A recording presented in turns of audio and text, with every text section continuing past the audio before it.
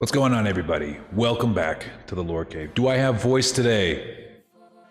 Do I have voice today? It looks like it. Yes. Well, welcome back, everybody. We are back in the Lore Cave, back to work. I almost started really late. I'm over here trying to actually eat my lunch. So before we get started on the model, I'm gonna try to eat my lunch. You guys can't see it, but I'm eating lunch. Got me some Panda Express, and I'm gonna try to scarf it down as quick as I can before we get started, because I don't want to get all this shit all over my keyboard and stuff. Nothing is worse for a keyboard like mine than teriyaki sauce. But how is everybody doing? I'm gonna go ahead and I'm gonna pick some lo-fi beats or something while we chill and eat some lunch. Let's see. I'm feeling indie pop. Turn off the vocals. Pan Express. There's sweet and sour chicken. I don't know. I always get the same thing. I get a bowl of teriyaki chicken and chow mein, and that's all I could ever really want.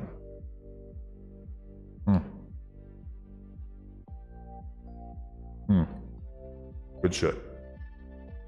Actually, I was playing around with my leap motion earlier today, trying to get it to work so that, you know, I could use it on stream today. It's basically like a tool, like a really simple tool used for hand tracking. You can use it, you know, for any model that supports hand tracking, not this one. This one can't have hand tracking. But, you know, Lore the Dragon and Lorezilla, they can have hand tracking. They are rigged, and their arms are ready to go. Ramen from an Asian restaurant? Oh, I do love me some ramen. There is a couple of ramen places around here. One of them is, it's called Sumo. It's a beautiful place. It's a little overpriced, but it was pretty good. They make good stuff. Good sushi, too. Sushi's fantastic. One of me and Nessie's favorite meals together.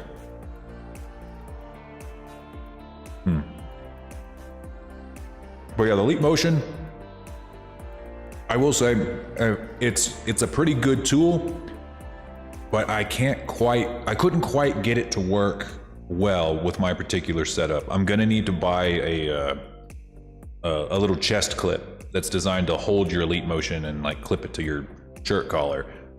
Because if I try to do it like through the desktop, or like just like placing the leap motion sensor on my desk, it's just not gonna look good. It's not gonna look good at all. So I'm just gonna kind of leave that be for a little bit until I get that chest clip, and we'll, you know, I don't think we'll miss the I don't think we'll miss the hand tracking too much. I don't think. There we go. I was making sure that actually popped out. All right. Especially because I'm most often in this form.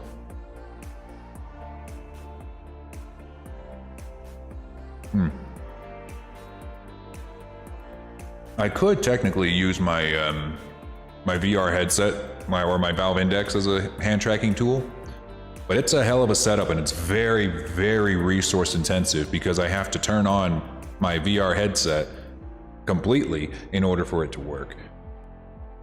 So I'd have to like actually set that thing up, and whenever you turn on a VR headset that's connected to your PC, it's kind of like turning on a third monitor, which isn't really a problem if you're not running a video game. But whenever you're running PC VR, it's basically the same resources as running a video game, or at least or like a low resource video game.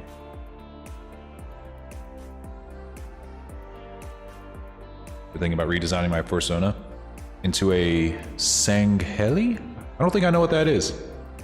What is that? I'm getting a redesign too, by the way. Hey, Captain Crazy, how's it going? The elites from... Oh, yeah, you told me about that yesterday. Yeah, you're right, yeah. That'd be a hell of a design. Definitely be unique.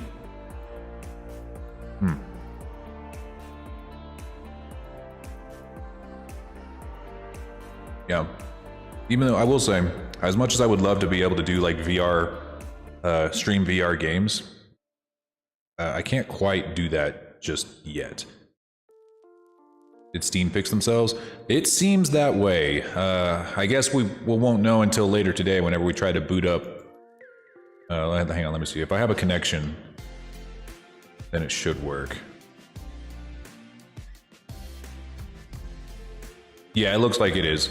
But we'll see if it stays that way until later today, whenever we try to boot up Dragon's Dogma. We are getting close to finishing it, so I'd like to play that if we can. Drakengard was fun and all, but I can't leave a game unfinished, especially not my favorite game. But by the way, guys, I don't know if I told you guys this or not. I can't remember what I tell anybody these days. My brain's all mush. But I'm getting a redesign. Lady Alcazar is drawing up my new design right now. She sent me a sketch.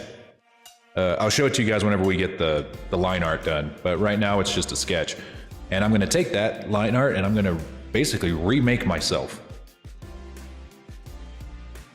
Are you still planning on going 1v1 against Grigori? Absolutely.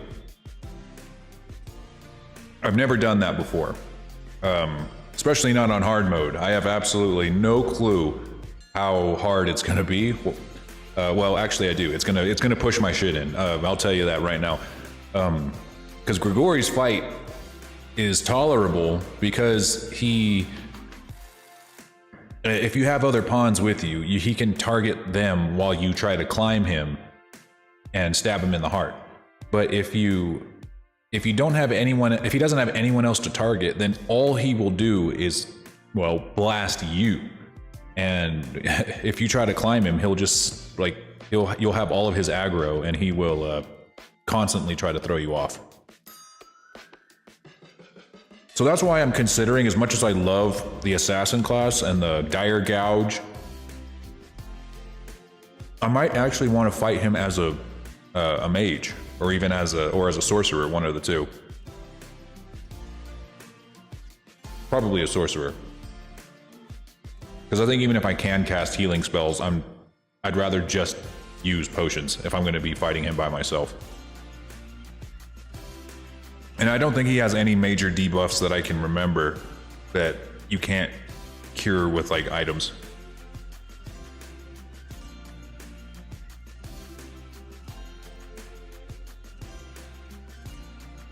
I find Dragon's Dogma the most fun when I go pawnless. I mean, I like it better because it's kind of like one of the problems that I have with MMOs, or at least, well, a lot of PvP MMOs. Whenever there's like a billion different skills going off at the same time, or even if you have like a party of 6 people and all of their abilities are going off at the same time, there's so much flashing and fire and blasting, and even from like melee fighters just going off in all directions, that you can't really see what the fuck is happening, or you can't really fully like see what's happening unless you practice the game constantly, or if you just go into the settings and turn off some graphic settings that make it so that only your skills pop up. But then if you do that and you go into PvP, then you can't see what your enemies are actually doing, so you can't like effectively fight them. It's hard. At least in Dragon's Dogma, it's just you and NPCs. It's a single player game, so you can just go, you can, you know, even if you have like a full party, you can kind of sort of see what's happening. But I still prefer to have like a half party or go pawnless, because it is a little less messy on screen, more entertaining to watch too, in my opinion.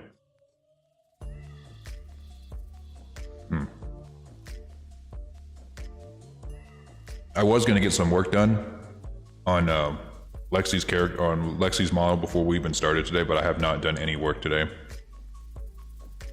I didn't intend for today to be a half day, but that's just what happens sometimes. That's why models take me a whole week to finish instead of like 3 days.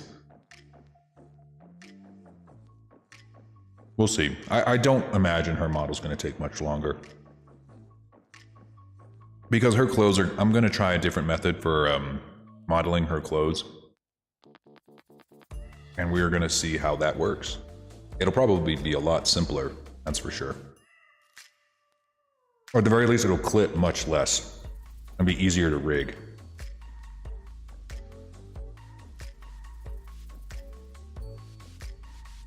Alright, done with my chicken now. I just gotta eat my chow mein.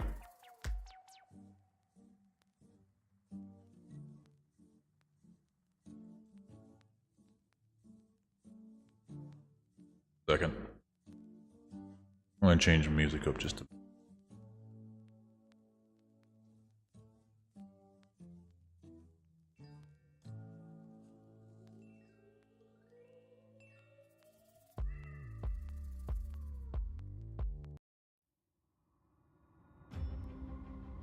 There we go. We gotta get some fantasy music up in here.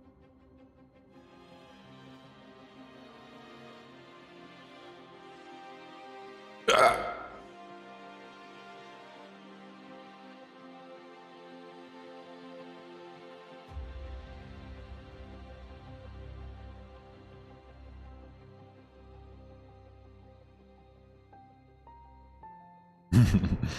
I wish there was a button I could press that made me look dead. I guess my neck now looks broken. Great, my neck's broken.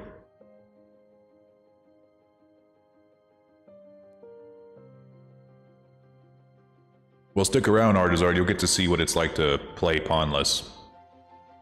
It is excruciating, to say the least.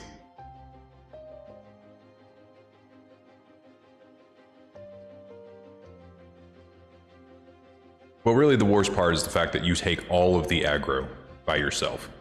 You have no one there to, you know, take some of the enemy's attention.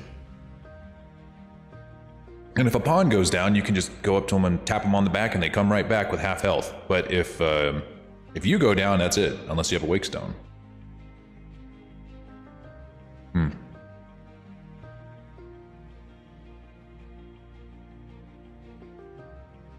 I think, what all do we need to do for Lexi today? We need to add her clothes. Oh yeah, we got to do the skirt too. Well, the skirt is probably going to be something I do off stream because, again, I'm going to be trying a new method for that. Instead of using dynamic bones, I'm going to use something called Magica Cloth, and it's kind of does a lot of the similar physics as dynamic bones, but it is a little bit different. From what I can tell, it'll make it a lot easier for me to do clothes physics in the future if I can master it, or, you know, at least get good enough with it to use on future models. I'm getting more and more models by the day that are like, that have like clothes or something on them, and I need to get better at rigging them.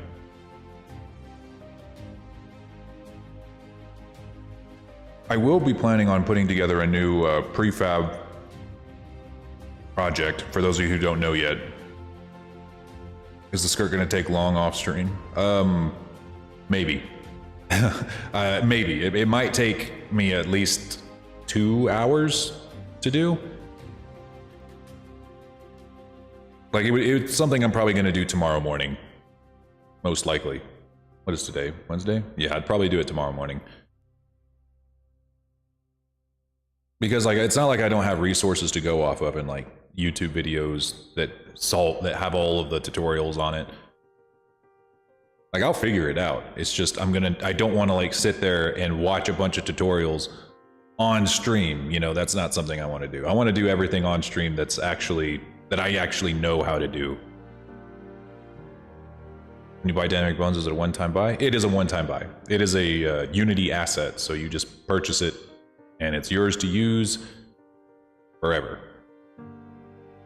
And it's, of course, since it's like a game dev add-on, it has commercial use. So like, you can, even if I was to like be making video games with it, it'd be fine.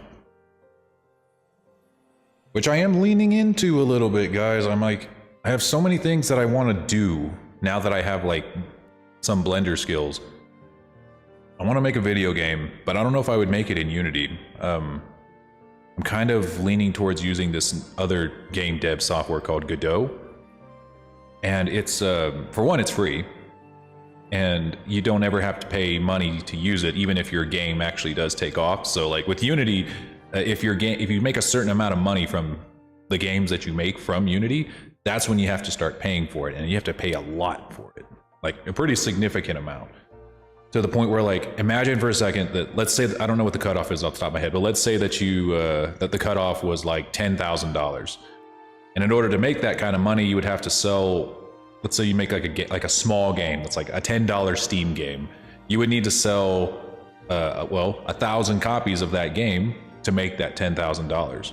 And you're thinking, hell yeah, I just made $10,000. Nope, now you got to pay like $150 a month or some shit to continue using Unity.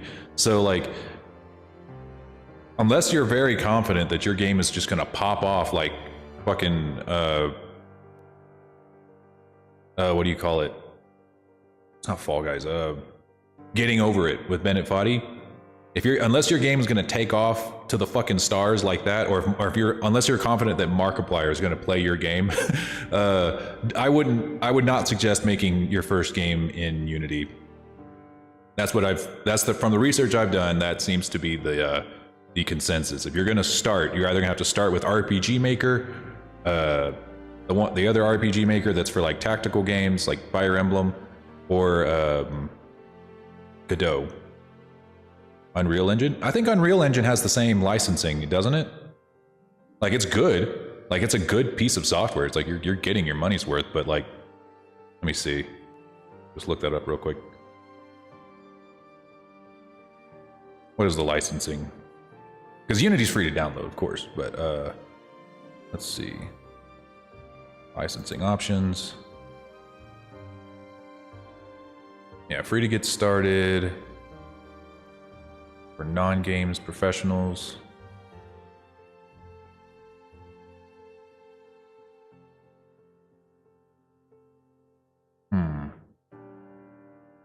We don't require premium support or custom terms.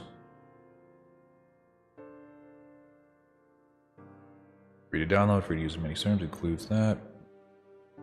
Huh, yeah, you're right. You could sell this. I mean, it doesn't really have, from what I can see, it doesn't really have a cap on it. 1 million? Well, shit. Oh, God. That's good. Yeah, I mean, Unreal would also be a good choice. Unreal would be a good choice. I would even, if I ever do get started in the project that I want to work on, this would be something I would consider. I'm still kind of leaning towards Godot, but that's just because it has some pre-built things in there that I kind of want to use. Basically, what I'm trying to put together is a real-time strategy game similar to, say, Divinity, or like a Divinity Original Sin. Either that or like a tactical RPG, like Fire Emblem. But I don't want to use like the Fire Emblem Maker. I don't remember what it's called in Steam, but I don't want to use that strictly because I want to use 3D assets. Because I know how to make those. I don't want to draw all of my assets. I really, really don't. And I don't want to make pixel art for all of my characters. I don't like pixel art. I don't like it. I just don't. And I don't like making it either. I've done it before, and it made me want to die. I think your game would look amazing. It would look pretty good. I mean, it would look good for a small team dev. Yeah, and I feel like whenever we're at a point now in oversaturation where if you make a pixel art game, like if I would have done this like 6 years ago, when the indie dev thing was really starting to take off, I'm sure I would have made a killing. But right now, if you release a game that's like pixel art, then it's just gonna it's oversaturated. You know, with games like Dead Cells just being absolute hits, there were lots of people who came out to make clones or similar games, and they're just not good. They're not, like, people will see that and immediately think, oh, it's just another Dead Cells clone. Ooh, it's just another fucking Mario Maker clone or some shit, you know? It's really just, it's not the same as it used to be. But if you make an indie dev game and it's got 3D assets, people are at the bare minimum going to start taking your game just a little bit more seriously, especially if you're going to use a Kickstarter campaign, which I probably wouldn't. I don't know. I have no fucking clue. I'm not a game dev. I'm a Blender artist, not a game dev just yet. Not yet. I've always wanted to make a turn-based RPG. Yeah, that seems to be a really good place to start, you know, because the hard work is really done in the calibrating the RNG and getting your assets put together. Like, if I really want to make it, I think that a Fire Emblem game would be the perfect place for me to start. Oh, and on Unreal, if you go with the free option, which means no, after 1 million sales, that includes its code, it's 5% per sale. That's not too bad, really. Because if you've made $1 million, it's gonna feel like a drop in the water. Did you see the release date for Sonic Particular? Oh no, I didn't. We have a release date. Let me just Google it real quick. November 8th. Fantastic. Kind of sucks because I'm going to be in Vegas that day. Fuck. I'm going to be in Vegas the day it comes out, so I won't be able to stream it on release day. God damn it. Well, at least it gives me a day to, you know, refine my Sonic OC model. I am wanting to fix it up a little bit. It's not completely busted. It's usable. It's very usable. But I want to. It needs just a little bit of tuning up. I've gotten better since making that guy. But I am wanting to do like a Fire Emblem based game because, well, for one, it's such a simple formula, right? Like whenever you play it, I guess not Three Houses. Three Houses is fucking intricate and crazy as shit, but like I think like Fire Emblem Awakening, or even Fire Emblem Fates, the ones on the Nintendo DS.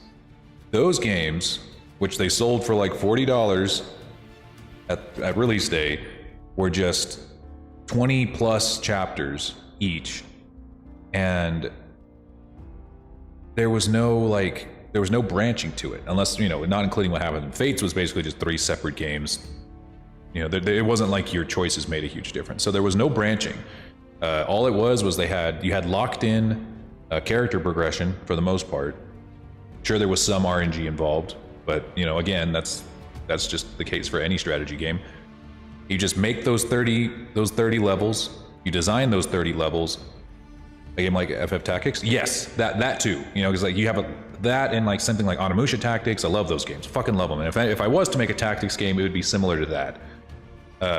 Which is like what you would call 2.5D.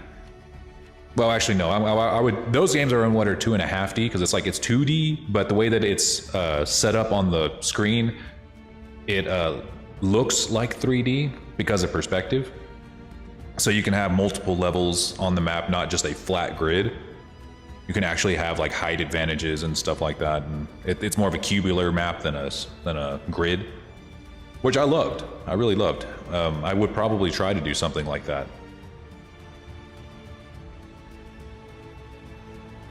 You like tactical, like battle games? Yeah, like Fire Emblem. Fire Emblem is an obvious example. Final Fantasy Tactics was one of my first. Onimusha Tactics. I never played XCOM because guns just aren't my style. I prefer fantasy, but or sci-fi is not really my style. I prefer fantasy, but I imagine I would enjoy it if I did. What else? We got. I mean, Divinity is kind of a tactics game, kind of. And you would love the battle parts in Digimon Survive. Yeah, that's what I've been told. I've been told it is more tactical than like say Pokemon or something. But like I said, I can't buy any new games right now. Not yet. Not yet. I just bought Gigabash like over a week ago.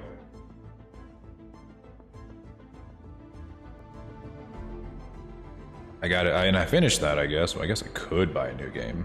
I want to try to go over some of the stuff I still have in my library.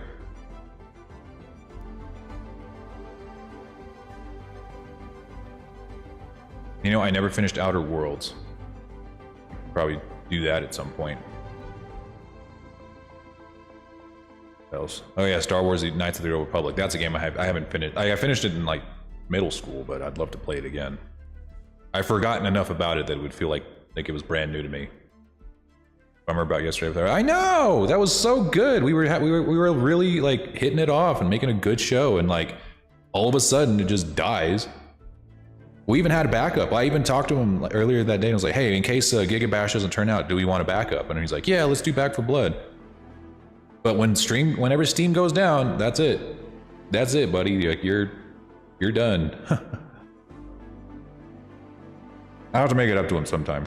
We'll have to do another collab at some point, maybe on his channel. Yeah, we were having a ton of fun. Made some good clips.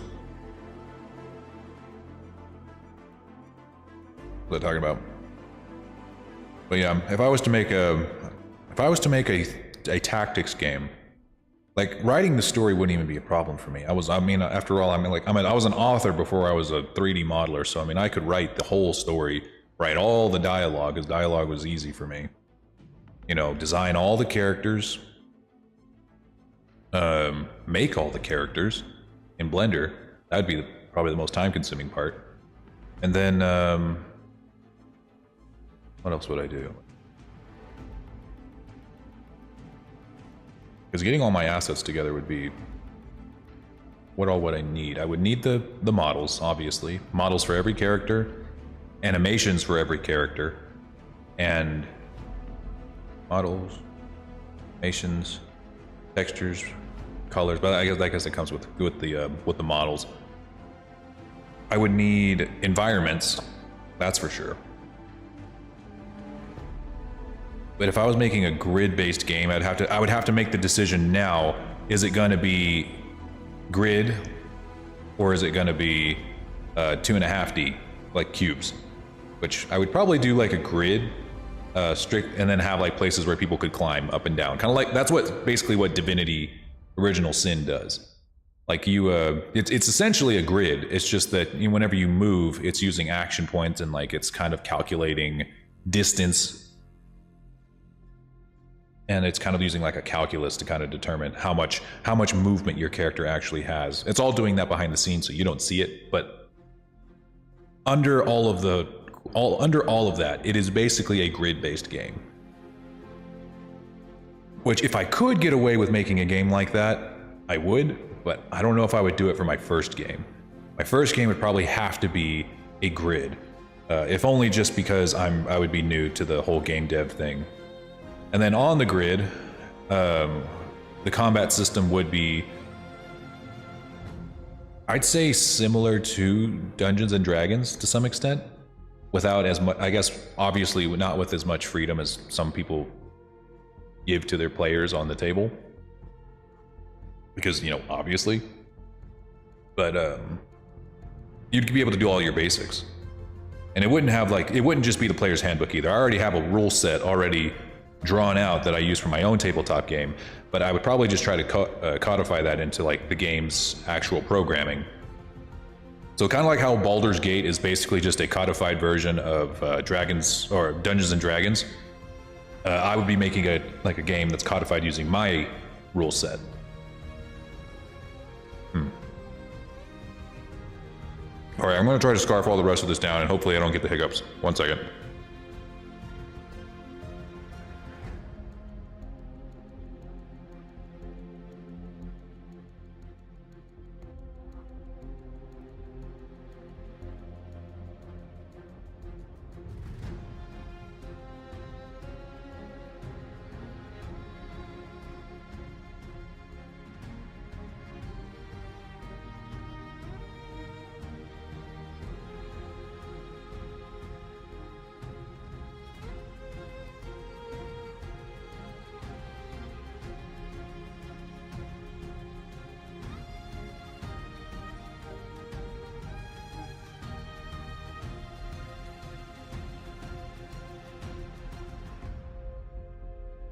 Okay, let's do this. Get to work. I think I've stalled long enough.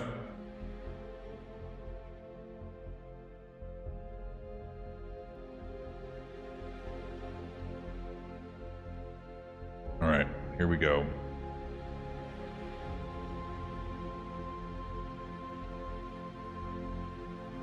Move myself over, make myself a little bit tinier. Gotta have some room to grow. People gotta see what I'm doing, even though these aren't tutorials. Hiccups are the worst. Yes, I know. They make me want to die. Every time. Every time I get them. Let's see. Right around here? Yeah. Oh, sheesh.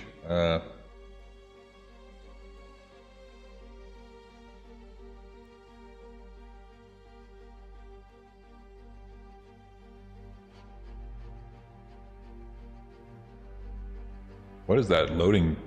Like, there's a little loading thing right here, right in front of my nose. What is that? What are you? Is there a loading thing? Is that me? Is that my model?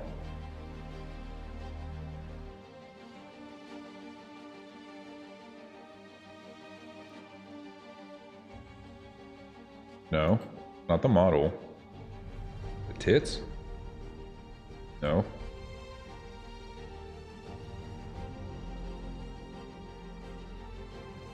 Dream avatars? No. What are you? Oh! It's Ninja. It was the thing that me and Rabbit were using so that we can do the collab. Got it. Got it, fam. Okay. So we got another Rabbit here today. As soon as we are done with this one, though, we are on track to start on Seraphis, which I am very excited for. Extremely excited for, even. For a lot of reasons. I am, like I was going to be saying earlier, I am working on a prefab model. And for those of you who don't know, a prefab is basically a model that's already made. That you can download either from Sketchfab or from Gumroad. I'm hoping that I can make something that will be customizable, so that you can not only download a dragon model that's already pre-made and rigged and ready to go, but also customize it to some degree, similar to like imagine a Skyrim character customization screen. Know what I mean? Like, you'll be sitting there, if you can load it up into Blender, it'll have a whole bunch of shape keys in there that will essentially make it so that you could adjust its size, adjust its face a little bit, all kinds of stuff just like that. I did find a model on Godot. Yeah, they have tons of them. There's lots of artists who make their money through just passive income by making a really, really good model design and then just putting it up on Gumroad and never ever like doing commissions. I don't think I could do that because for one, I like doing commissions, but I will be trying to do this for dragons, and the reason is because I want to make dragon models as accessible as possible. But after last month's giveaway, I did learn a lesson, is that I simply can't do, I can't give away enough dragon models, if you know what I mean. I simply can't do it.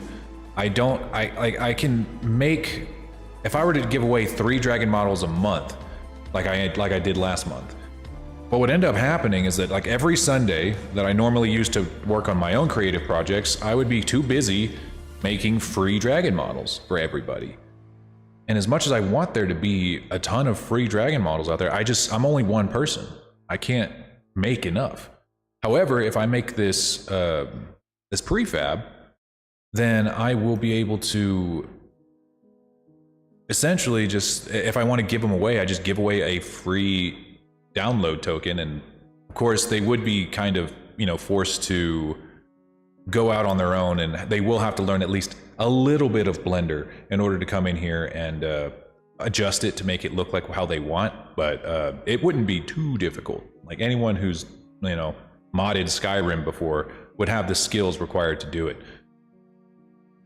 In fact, I could actually show you guys an example of what I mean. Let me just I do need to UV unwrap this. I removed the belly button because it was causing more problems than solving any. So we're gonna go ahead and just UV unwrap that. Again, UV editing 3, turn off proportional editing, scroll down, bring it over here. Okay, let me save. I'm gonna show you guys what I mean. So this model was actually was introduced to me by Aaron. He's usually over in the Discord. Let's see if I can find it. There we go, Draconian. And this model is leagues above anything I have ever made. This is the Draconian. Now you might think, wow, that guy looks crazy. And you're right, he is crazy. What makes this model special is that it has a ton of different customization options. So if you don't like those horns, there's horns A, B, C, D, E. You just go here and you click horns A. Don't like those, you can click those off. Horns B, C, D, and E. Or if you don't want any horns, there's a shape key in here that will make it so that you can, let me see if I can find it. There's a shape key in here because there's actually like 400 something shape keys in here, and that is utterly insane. But you can actually go in here and find the one that controls the head, and you can make the horn thing right here, the little nub, disappear. Is this one from Gumroad? Yes. Yes, it is. Like I said, I had no idea this thing existed until it was introduced to me by Aaron. But no, you can see here and like add these tusks. Let me see if I can do something. Here you can. Here's a shape key that just strictly removes the eyebrows. So if you flick it on all the way, the eyebrows go away. You turn it down, the eyebrows are there by default. What are the systems requirements for Blender? It is fairly high. Basically, any desktop will most likely be able to run the most basic systems of Blender. No animations, though. Probably no super high poly models, no sculpting. But to do what is needed to be done to make something like this work, I don't imagine you would need like super high stuff. So you can adjust his brow shape, brow height. This is, like I said, it's exactly like a character creation in Skyrim. You can make his ears different shapes to fit your needs. Let's see. Oh yeah, here you can make the horn stump go away. You can have no horns.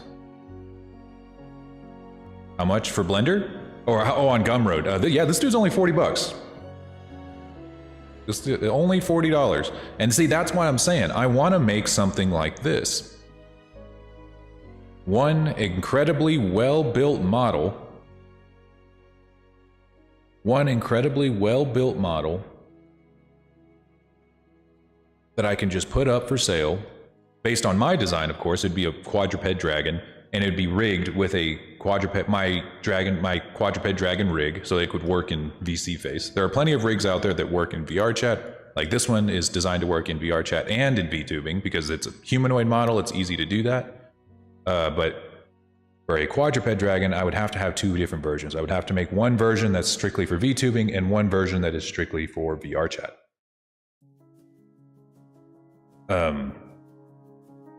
But yeah, that's what I want to make. I want to make this, but with my design, as a quadruped dragon. However, a project of this size would take me a very long time. A very, very long time, because look at all of these shape keys right here. Just this part alone, you guys can't see past my head. I'm going to move over just a little bit so you can see. This part right here is incredible. This is, yeah, like 400 something shape keys, all of it made to adjust just the smallest thing on the model. And on top of that, most all of these combinations together work with the lip sync with very little issues. Like, let me see if I can find, here's one of the ones that I was actually most impressed with. I'm trying to make this a little bit bigger so I can... Here, I can say, there we go. There was one portion in here for musculature. There's expressions. Hair removal, you can actually remove the beard, remove the mustache.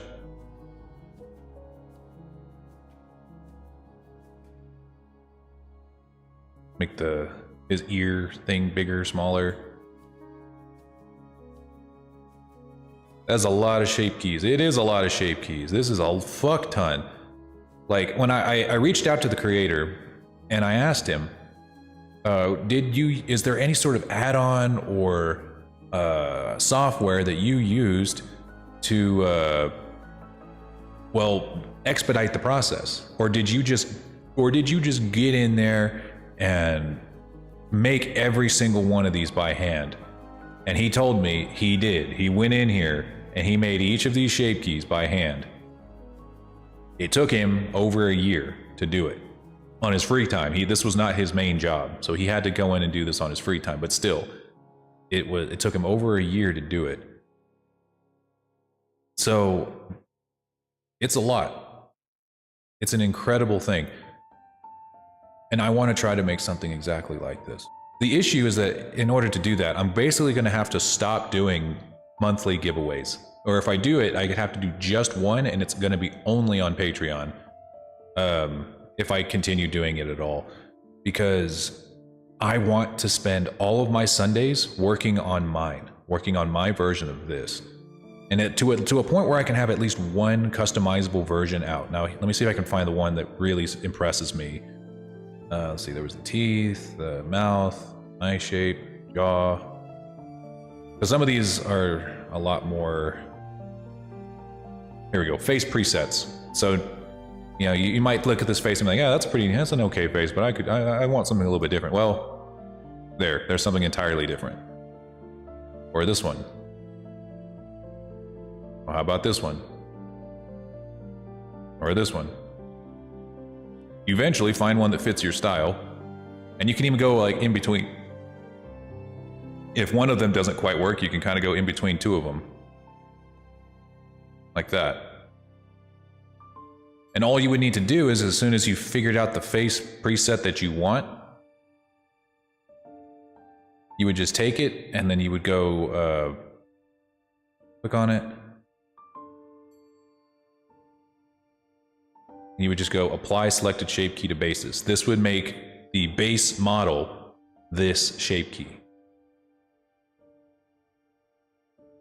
Somehow make it look like a shark. Yeah, like that's actually what it's called. Let's see. Yeah, the shark.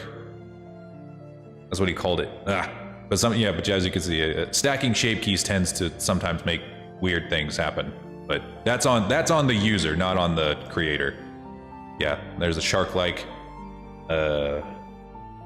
Marine, box snout, orca-like. But yeah, I would want to make something like this too. Like, at the bare minimum, I would want the dragon to be able to make different faces like this. Like, I'd have one that's like strictly like very basic dragon. I might make one that looks like cuter, so like something that's a little closer to Kazu's design. I would have slim dragon, thick dragon. There's one for muscles in here. Where's muscles? Because the muscle one really blew my fucking mind. Because, like, you know, I like muscles as much as the next guy, but I don't want to look like this. Like, shit. That's a lot.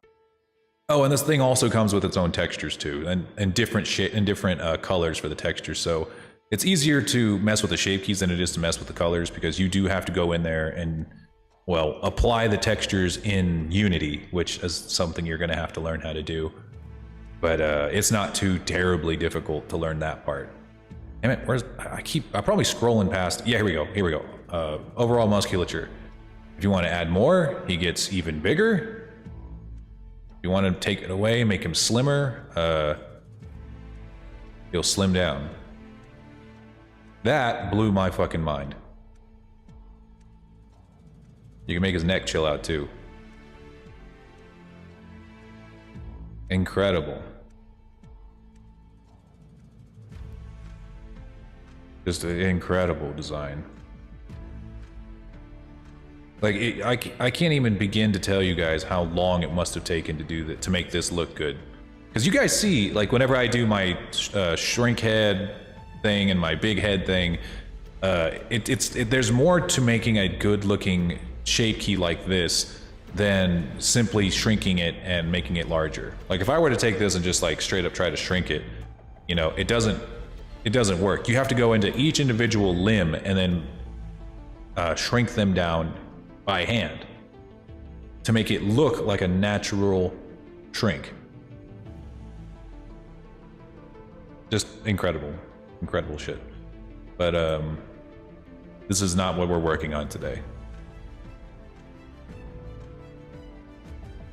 Like, here, let me give you guys an example. If somebody asked me to commission, or someone commissioned a model with 420 shape keys, it would be more money than they could ever, you would have to be like a fucking 100 millionaire to afford a model like that. You would have to pay my entire year's salary. You'd have to pay my whole fucking year's salary to give me to make something like that. But once somebody makes one of these things and then puts it up on Gumroad and it starts to get it's kind of like publishing a book. You know, you spend a lot of time writing the book, editing the book, all that stuff, and then you put it out into the world, hope that you make money on it. That's kind of the risk that you take anytime you do a creative project. And I would essentially be doing the same thing, but with a Blender model. But anyways, that's just my future plans, or that's my long-term plans, and I'm hoping to start work on that after I'm done with all of the free models that I currently have to do for the giveaways. I still got to work on still finish D-Holtz, which I'll probably do Sunday, if not tomorrow. And I still have to do, I gotta think, D-Holt,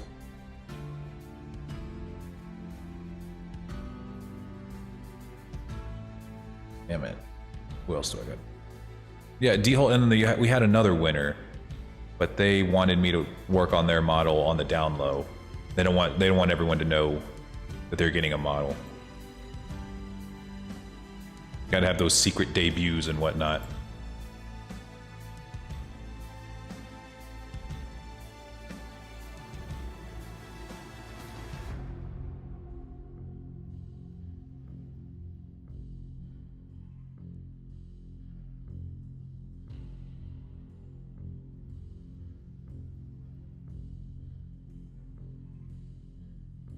Getting a little dizzy.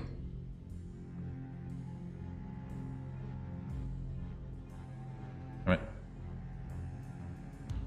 All right.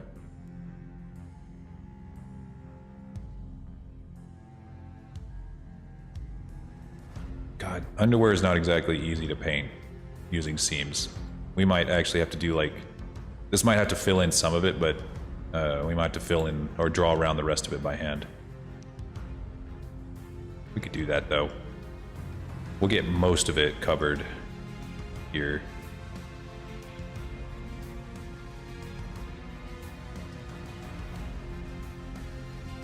Yeah.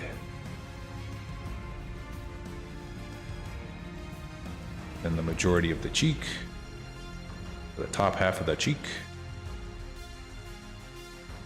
Y'all quit looking at her ass, you perverts. You nasties. I see you. I see you. And then we'll paint around, we'll round around these corners by hand. Welcome. Ooh, welcome to the Lore Cave. Aloha music. Today, we are working on a model commission for Lexi. Making a rabbit. We're currently texture painting her clothes so that she's not naked. Oh, you know what? I just realized I'm like in the completely wrong place. I was still like looking at stuff. Put myself like right here-ish.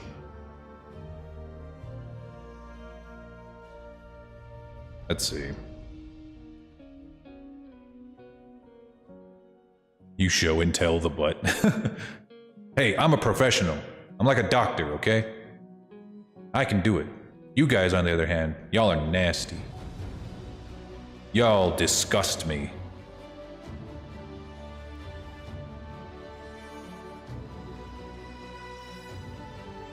I saw that, you disgusting pervert. Burn them all.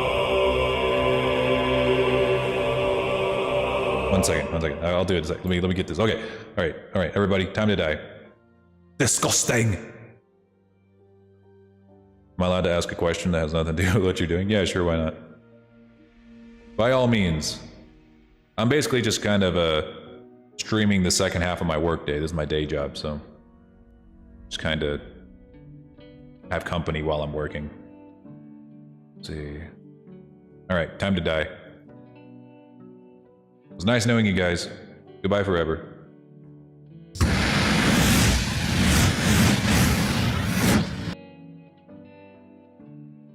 Now you're ghosts.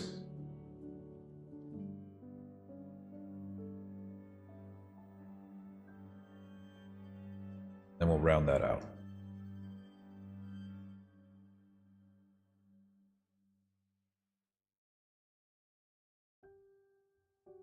What color were the underwear? Oh, it was the lighter pink. Use the color picker. Color picker. Just easier.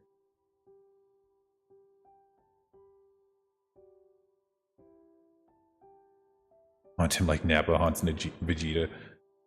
By all means.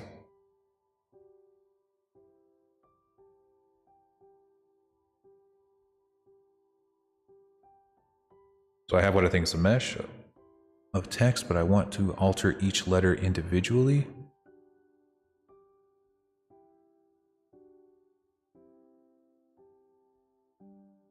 So I have what I think is a mesh of text, but I want to alter each letter. Oh, like you're making a model, but it's text? Want to alter each letter individually. Can I do that? The whole thing to a... Okay, so if each letter was their own object, you could. Like, for instance, let's say I only want to... Let's say if I want to take just this bit right here. Let's say this is a letter. Like this is a letter, one of the letters. You select all of it. And then you select... I'll go to modeling phase so you can see a little bit better. Let's say I want to take just that bit and alter this without touching anything else. And I didn't want anything else to be touched. You can go press P and then selection, and it will take that object that you, or that selection, and turn it into its own object, independent of everything else. And then you can just edit it however you want after that.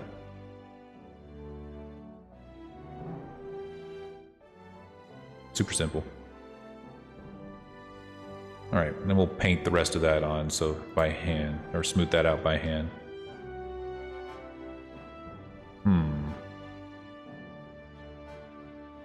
Some of these did not get selected.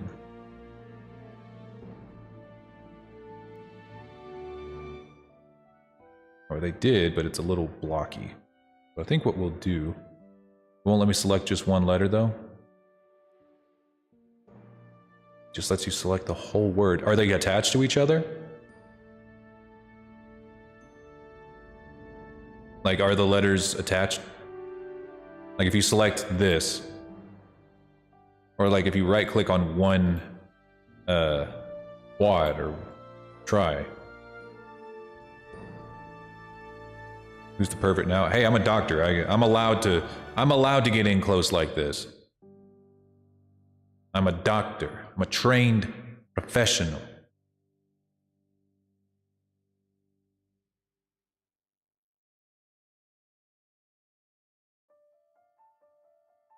There we go.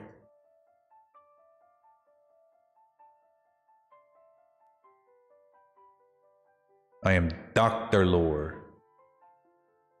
Professor Dr. Lore.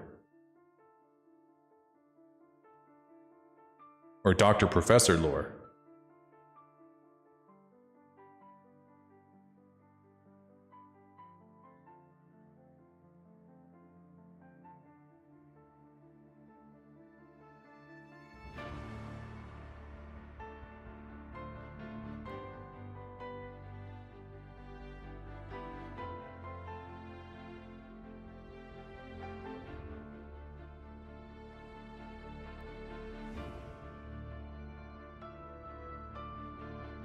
You're hunting Junior. Get him.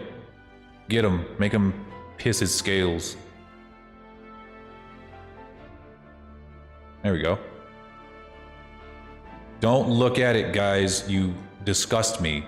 You disgusting nasties. I am telling on you. I don't know who I'm going to tell, but I'm going to tell somebody on you.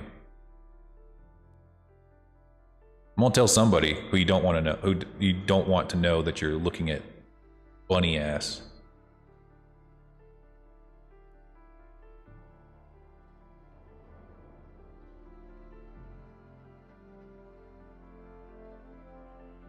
Who do you have to tell on?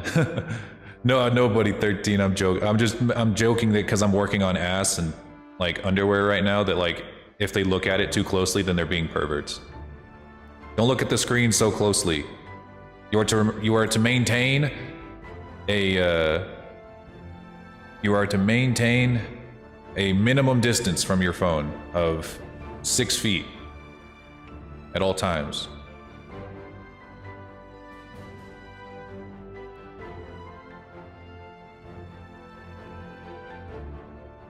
All right, then we'll soften up those edges. Well, how's it going, 13? Long time no see. I hope you're okay. Hope everything's going good.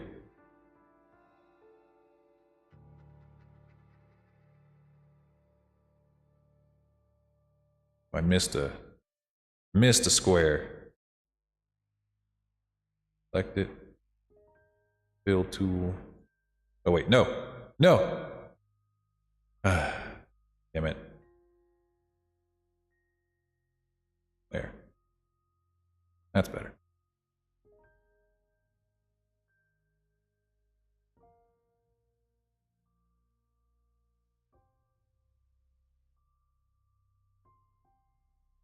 There we are. Good. Now we will do basically the same for top.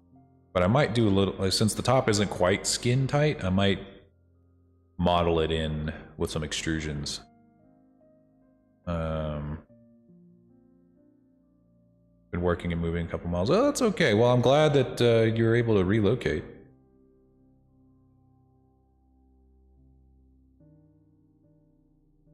Have fun. I know that moving sucks though, so I'm sorry about that.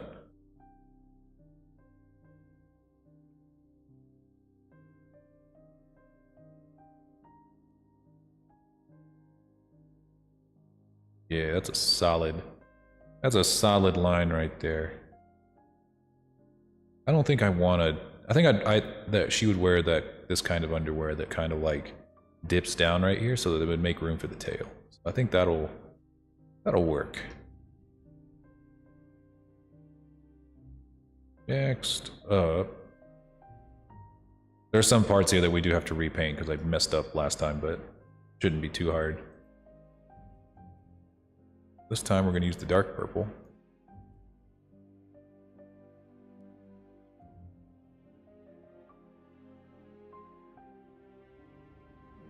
With the rising gas prices, well, they're going down now. Well, I guess it might have been going up whenever you were moving.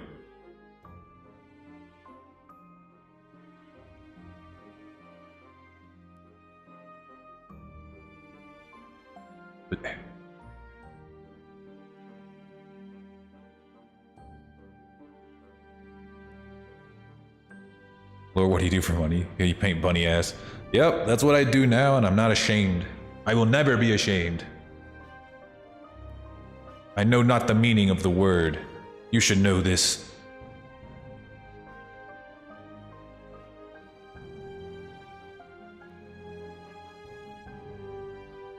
Oh yeah, I'm a doctor.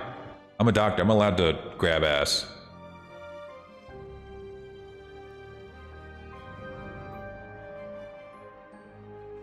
That's right, Minnie. Don't you let him forget.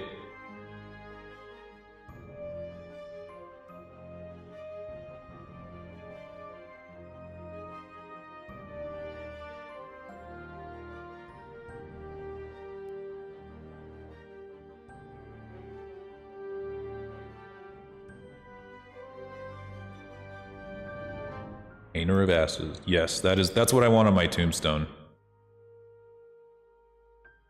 Not that I'm ever going to die, I'm immortal. And the floofs, let's make those the right color.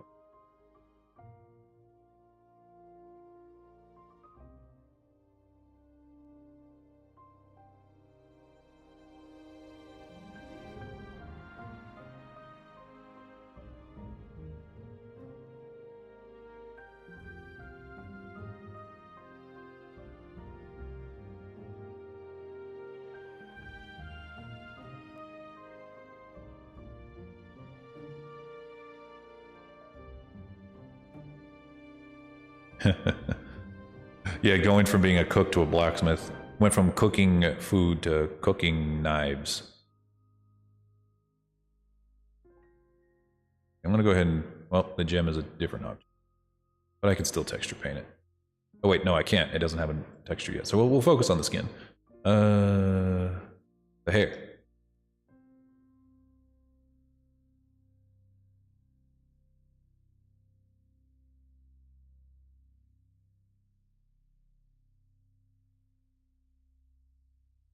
Neato, neato. What else is purple? Or anything else on this particular mesh? The inner ears. Now the inner ears I've kind of been hesitant to paint because I'm not 100% sure like what part of the ear is actually like this light pink. It doesn't go down all the way, so maybe just where it right up to the point where it folds is the actual ear. I don't know. What do rabbit ears look like? No fucking clue.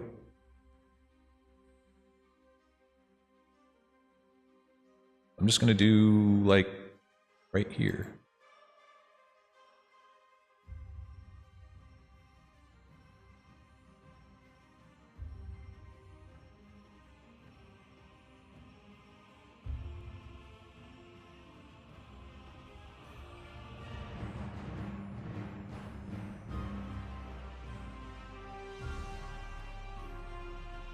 Yeah.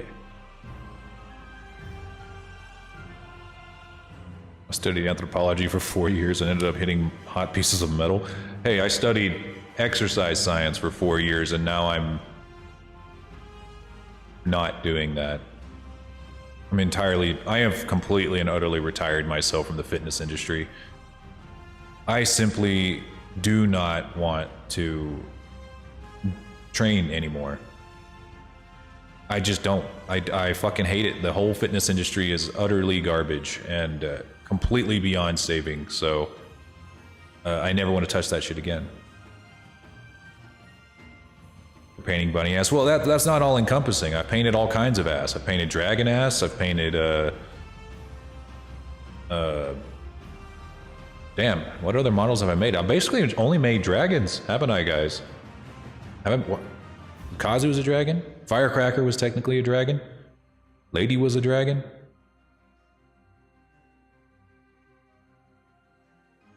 Hellhound. I think one of my other missions was a Hellhound. Yeah, all kinds of ass. All asses are served here. Alright.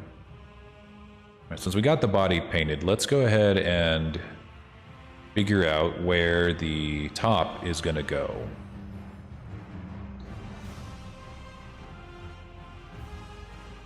Alright, so we're not gonna be able to do that, so we're gonna need kaiju ass. That's true.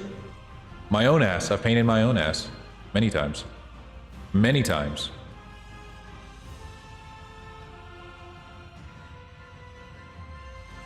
Damn it, not that direction. Damn it. There we go.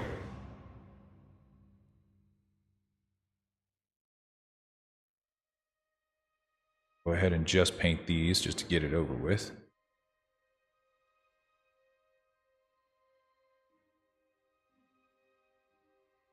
And I also paint boobies. Aficionado.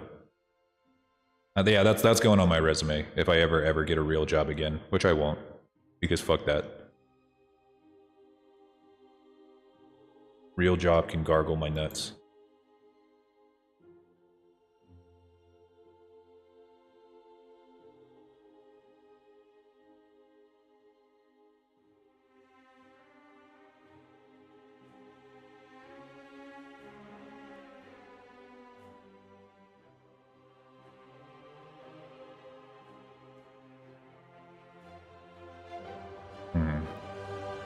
No, not the whole booby, just part of the booby. Same thing as before, we're gonna basically take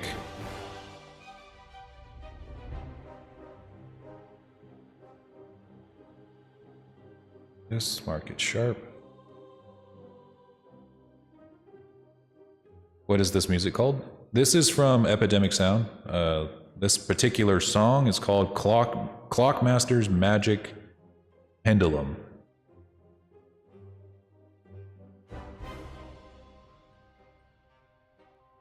It is a nice change of pace, though. Usually we're listening to the same playlist over and over again. There's always more ways to make a living. Yep, and this is the one that I've carved out for myself. What mystical creature am I again? I'm just a dragon in all of their forms. I can take on any form I desire. In fact, 13, I don't think you've seen Lorzilla yet, have you? Hold on.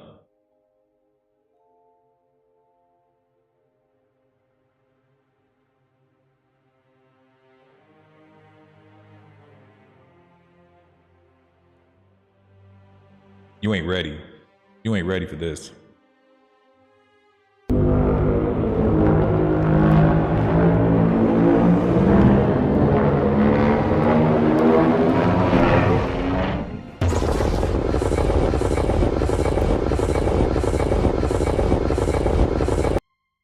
Alright, that's the atomic breath that brought you guys back to life.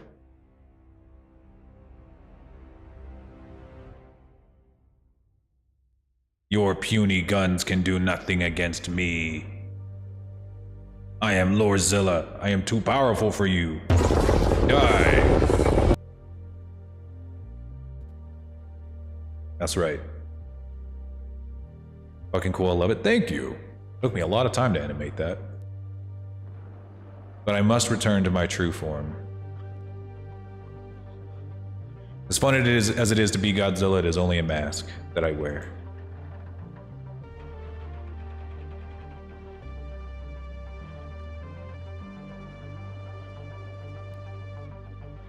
Alright, that practically goes all the way up in against her armpits.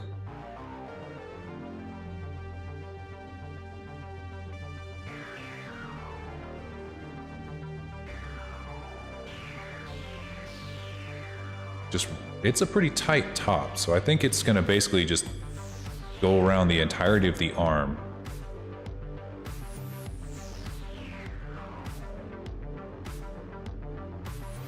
Speaking of wearing masks, dude, yeah, the Zealot raid flashbacks. We don't get that anymore. And you know, I was half expecting for a long time after taking on this new avatar that I was gonna get raided constantly. You know, I thought it was going to be something I was going to have to worry about forever, you know? But no, I haven't. Maybe it's just because I haven't gotten big enough yet, but we haven't had any hate raids in a long time, or ever since we've started Lore Dragon. And also because I don't stream on TikTok anymore. It's too much of a pain in the ass. I'm juggling so many pieces of software as is, I can't possibly add another thing in there unless TikTok ever gets to the point where I can stream from my stream key. I'm just not going to do it.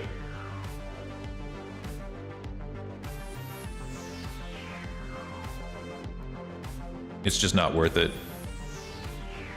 Not worth the hassle.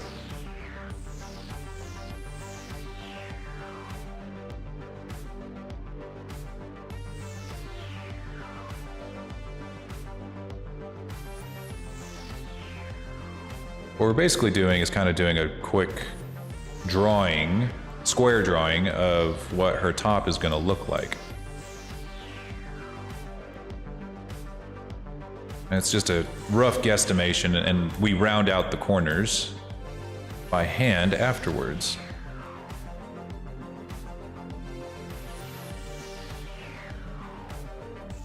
You just habitually banned a random person. Yeah, someone makes a sarcastic joke about me, and you're like, "Zealot ban." I don't miss it though. I really don't.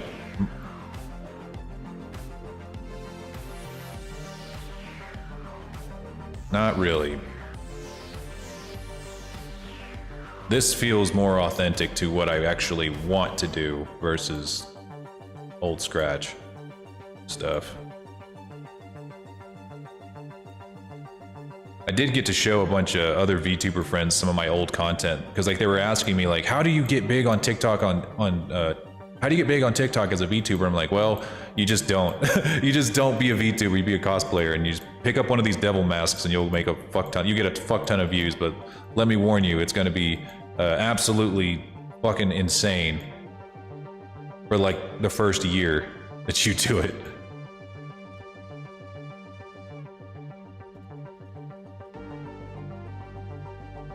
Random question, what was the worst model you ever made? That's a hard question to answer because... Oh no, I can actually answer that really quickly. My Power Ranger model. Mainly because it was like one of my first, so... My first model ever was my Lore the Dragon model. And that one... I'm not going to say is my worst because I probably spent the most amount of time working on it. So even though it was my first, a lot of the problems it has aren't as bad as some of the problems that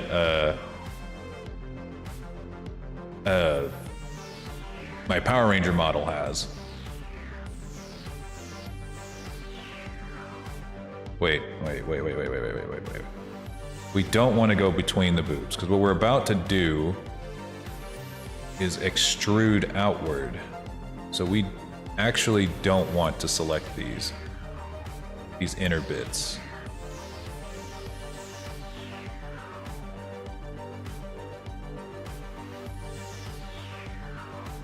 You got a wonderful sense of humor, a great comedic timing. Well, I appreciate that. I mean, it was a lot to do with the devil mask. It was a lot of my views, I feel like, were kind of boosted by the fact that I had a lot of hate watchers. A lot of hate watchers. And so whenever TikTok would send my video out into the For You page, a lot of my views would come from people who obviously despised my fucking existence and wanted me to kill myself. But they never, but the thing was, is like, even though they hate watched me, TikTok didn't care. You know, they just kept sending them out, and whenever it saw that it was getting a lot of hate watches, they would start sending them out to everybody, not just my hate watchers. There's no one that hate watches me as Lore Dragon. At least I'm pretty sure, because I don't get very many negative comments. In fact, I don't get very many views anymore either, so there's that too. It's hard to hate dragons, but there are a lot of people who hate furries.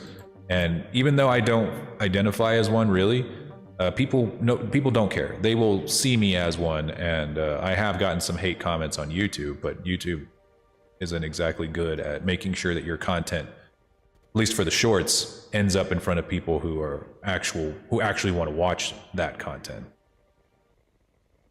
Unfortunately.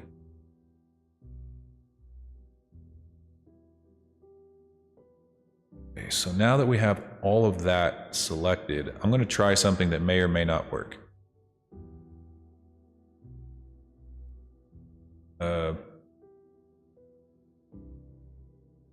Yeah, it didn't work.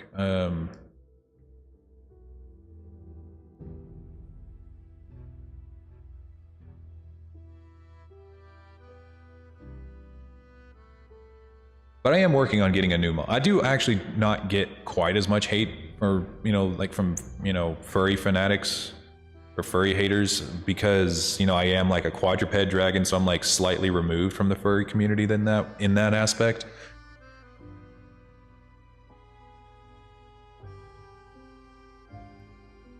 There we go. This'll do it. Maybe?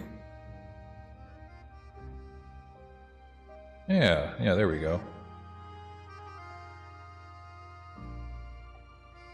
So see what that did, guys, is it made it so that I could, I literally just pull that out like that. See. Those aren't triangles, are they? No, they're not. No, slightly. And now what I do, all of that selected, like that. Wait, no. Easiest way to do it would just be to smooth. Right? Right? Maybe. This is a new way to make clothes. I've never actually tried to make clothes this way. I don't think it's gonna work. Strictly because of the way that have this thing topologized. It's just not gonna work. Let's see, but what could I do instead? Oh, I know. If I paint it like this,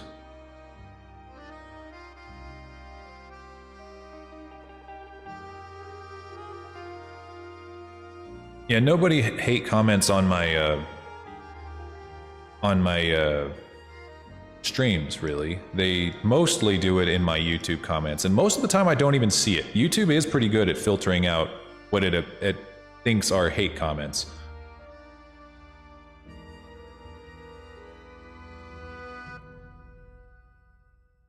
Unless I go digging through my filtered comments, which is not a good thing for your mental health, honestly. Don't do it. I don't really see it.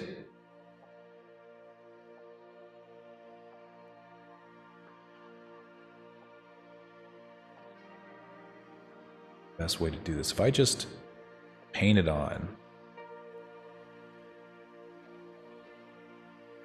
If I just paint it on, would that look fine? I think it would. I think that's just what I'm going to do. I want to paint it on. Since it's a flat model anyway, I can always texture it after it's already painted. How high does that cleavage? It's pretty low cut, so that's probably about as far down as it needs to go.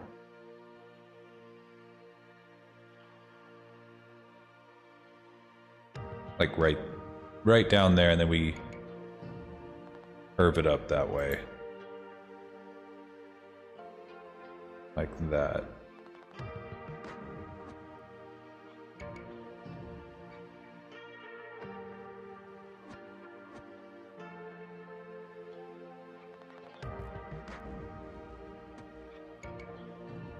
Yeah, better to have too little than too much when you're painting.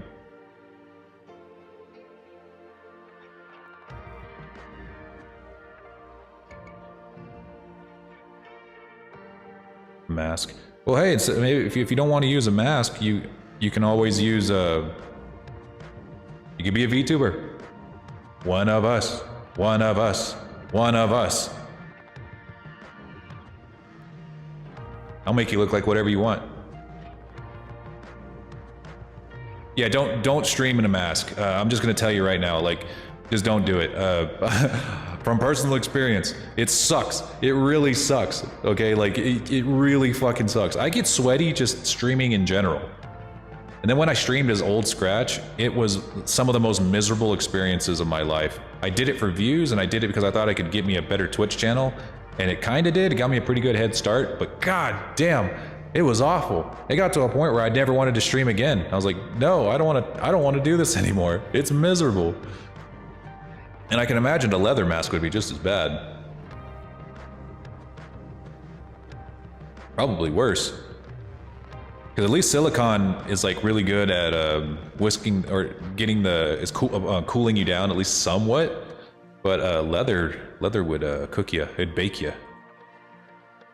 You'd be getting baked, but not in a good way.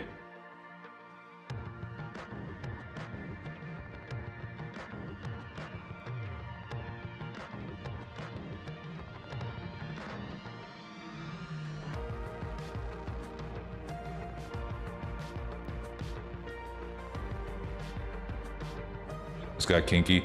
If that's all it takes, then I've said a lot worse.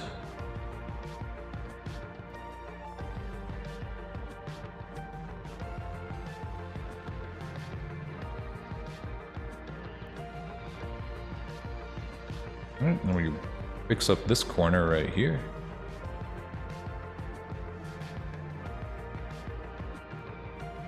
I think I'm just a pervert. Yeah, I know. You're the one I've been warning chat about this whole time.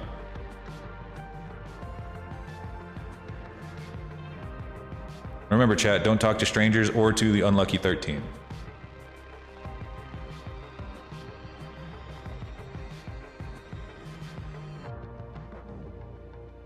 Okay.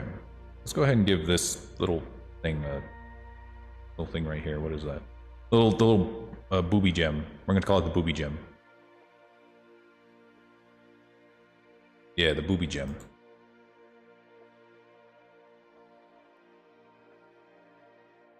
And give it a texture.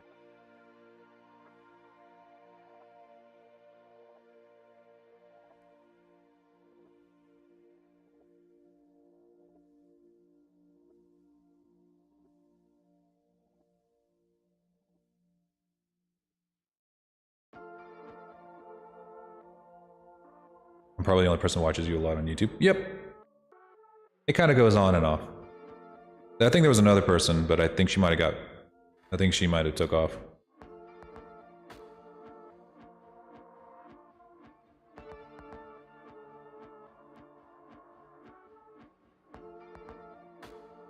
Booby gem. Did I already UV unwrap it? Don't know if I did. Yeah, I did. Okay. So we will take it. Texture paint. Color is it? It's the dark purple color.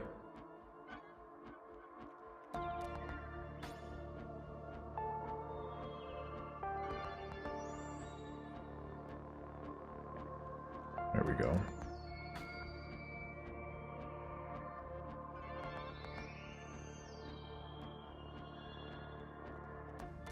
Okay.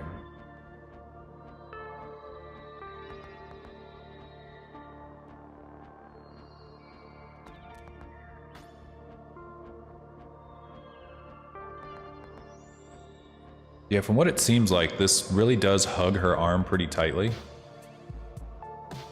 I think I might just leave that alone. Just soften the edges up.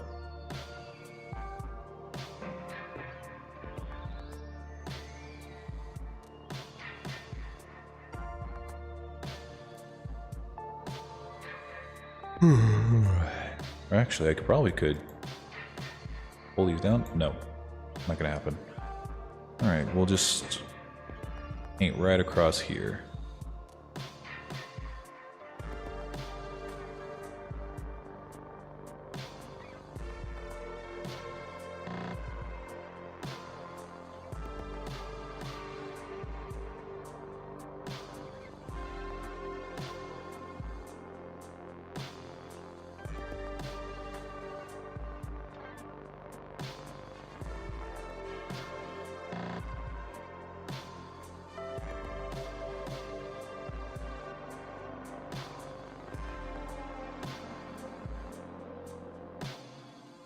No, change my mind. I don't like it. It's fine. It's fine as it is.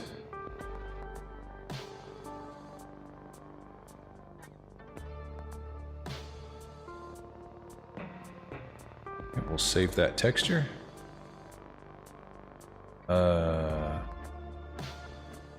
What else? That should do it for the body texture. Now, let's do the eyes. That way she's not as creepy looking.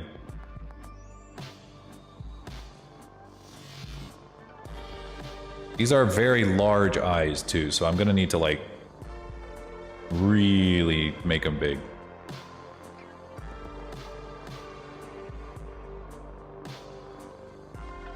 Like really large eyes, holy shit. Maybe let's try the outside alone. Very big iris.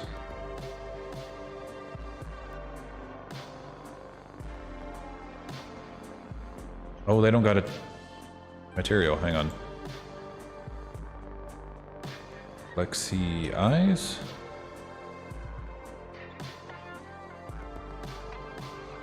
Give her an image texture, because this is just for Blender, new. Lexi eyes. Texture, and then we have to make sure, we want this to be, since they're so big, we want them to be 4K. Usually just face and body, or eyes and body should be 4K. Everything else probably shouldn't be, unless it's like a really big part of the prop.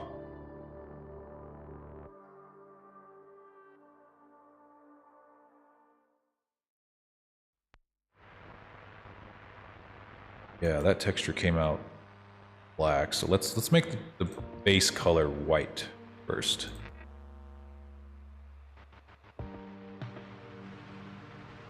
This.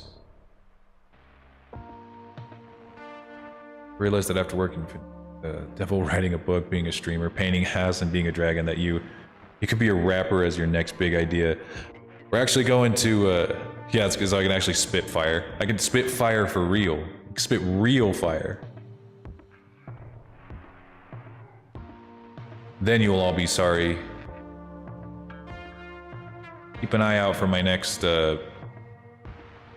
my next single on SoundCloud.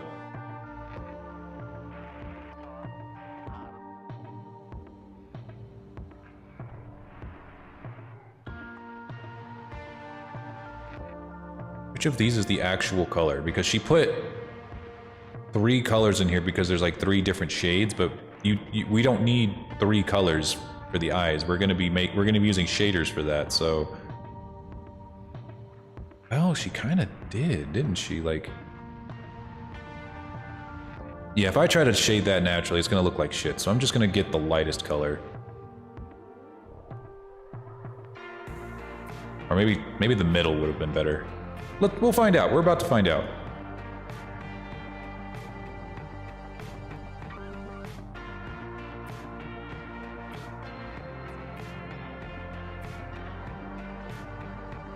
And I have no clue what this is going to look like.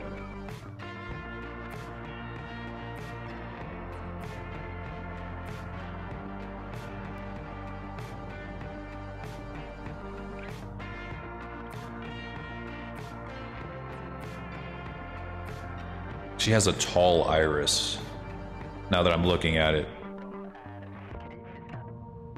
I don't know if that's...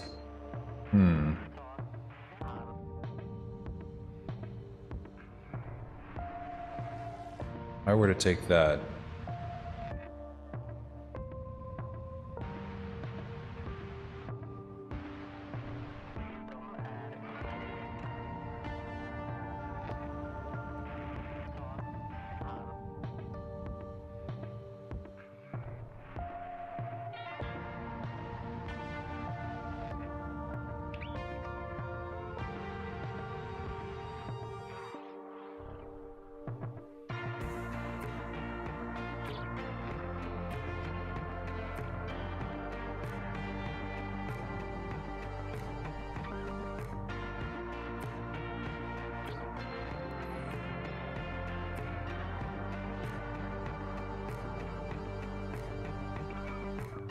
Take this. I don't know if it's going to be sharp like a snake, so I'm probably not going to make it like super sharp, but I can make it a little more oval shaped.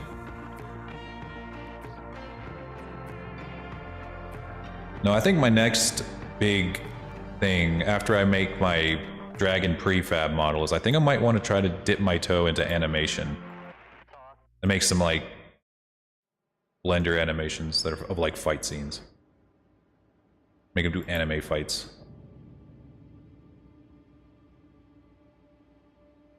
I'd make it look nice.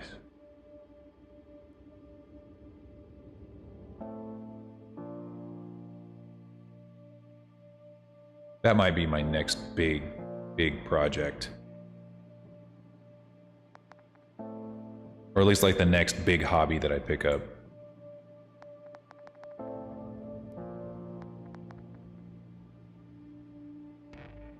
I don't know if this is going to look good or bad.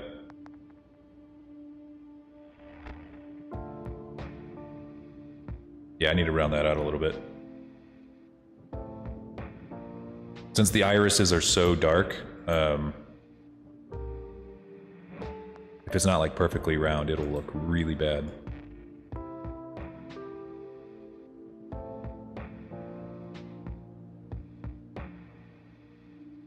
Like this.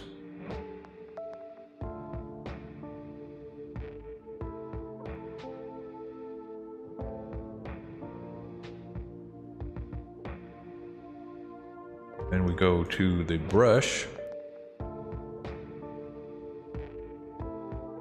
Make the brush entirely white.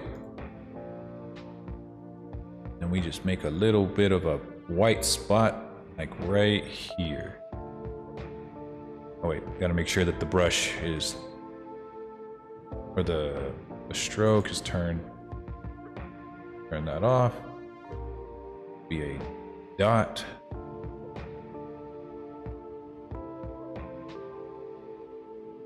Gotta make sure it's full opacity.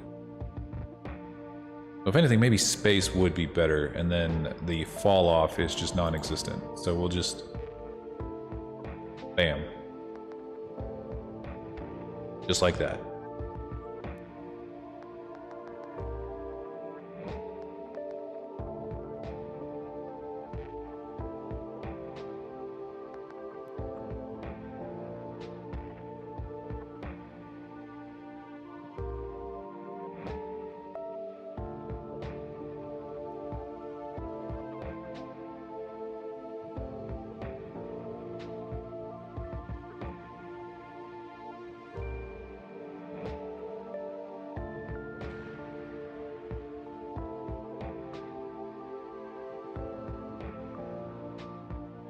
She has just solid black eyelashes, so that this should be pretty easy. Actually, I don't even need the image texture. I can just make the base color black. That'll work.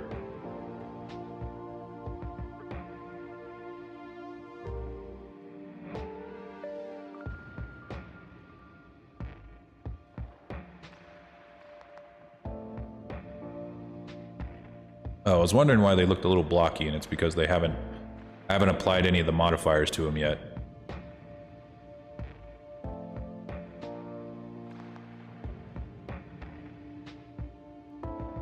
There we go.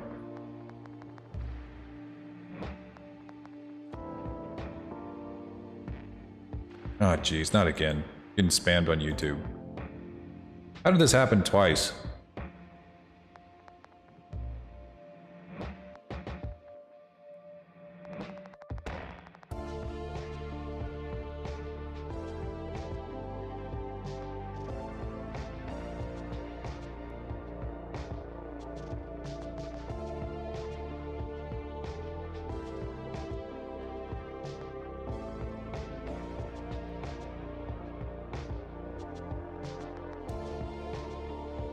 Weirdos.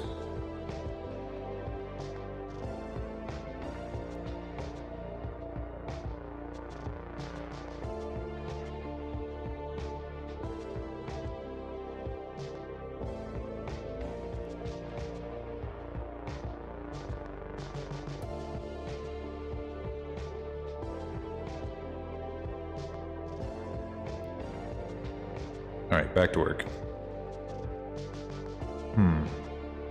I think that's good. Just a oval-shaped eye. Yeah, an oval-shaped thing.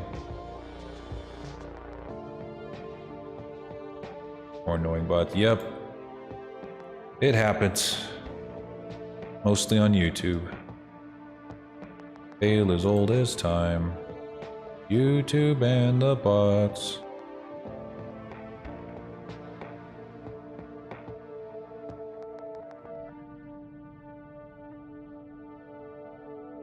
Uh-oh.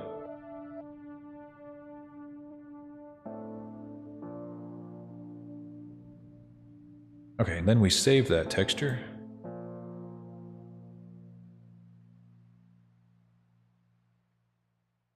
Eyes.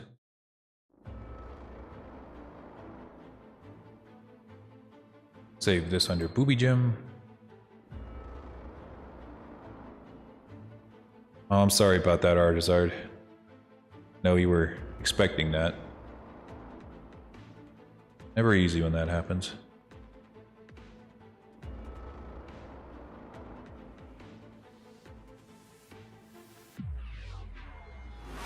The nose. That's what.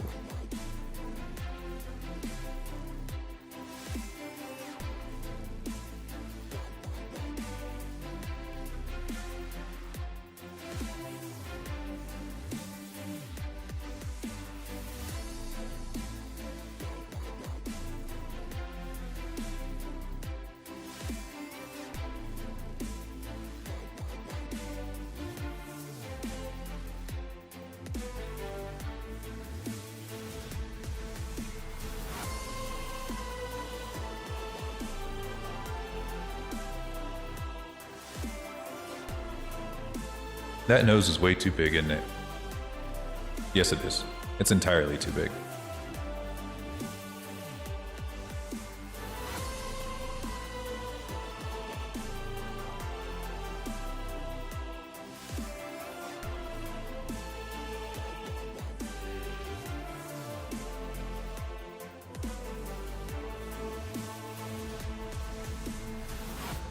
It's still too big. It's way too big.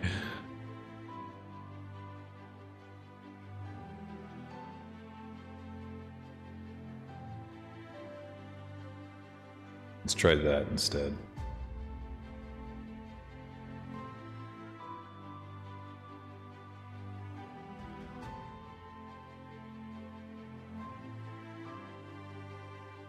Then round it out from there.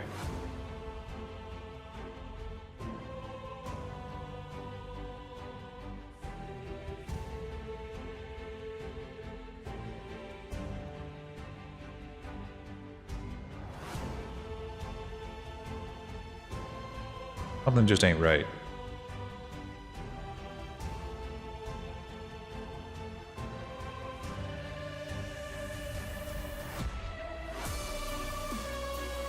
I think it's that the nose itself is a little bit flat.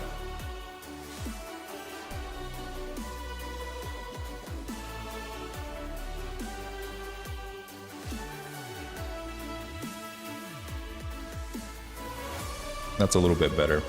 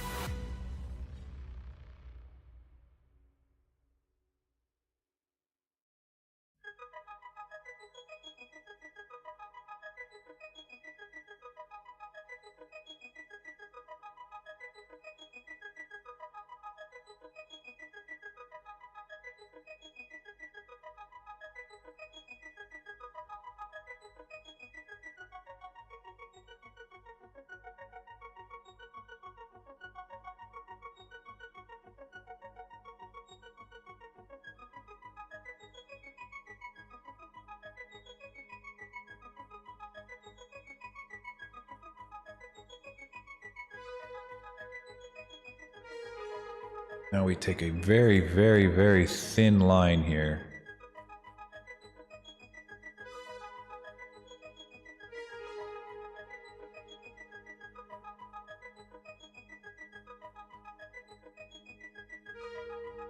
Whoops. Gotta make sure it's the right color.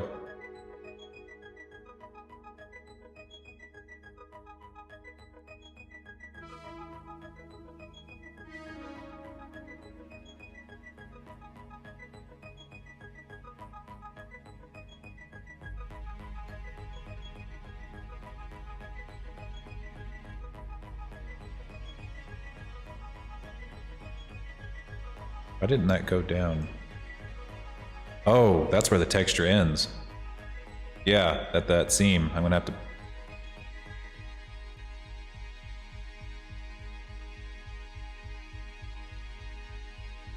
I'm gonna have to paint that onto this part.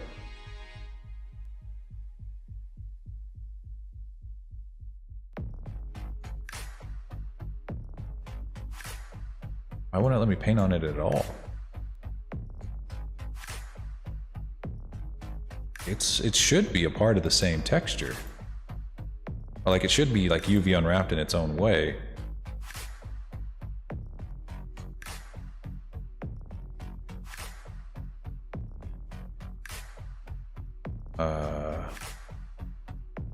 Oh. That's why. That makes sense. Yeah, it's not the mouth is UV unwrapped, but it's like the resolution on it is really bad because it's not really UV unwrapped well. What we're gonna do is we're gonna hide the head.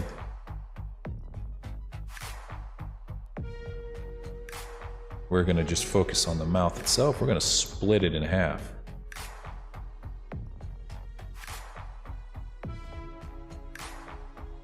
Then we'll select it.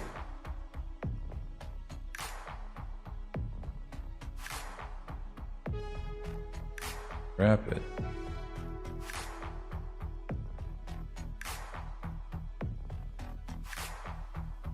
Then we'll shrink it down. Put it over here. We're gonna need to change its colors anyway, so I'm gonna go back to texture paint. Yeah, you can see where her face mesh is.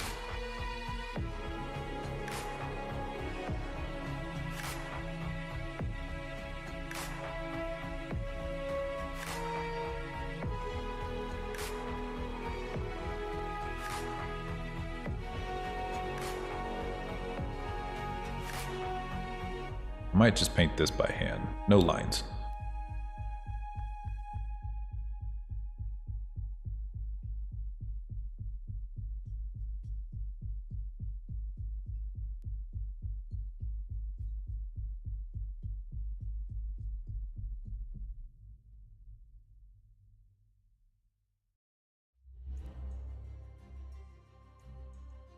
Just down to here, I think we'll do it.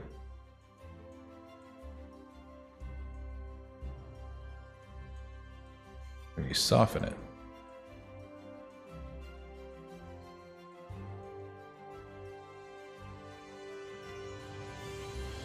I think we could thin that line out just a little bit, like make it almost an outline, more so than a line itself. So what we'll do is we'll go to texture paint and we're gonna chop off the edges of that a little bit. They're already pretty soft, but if I were to soften them up. Nope. We're gonna grab this. We're just gonna paint over it in a straight line.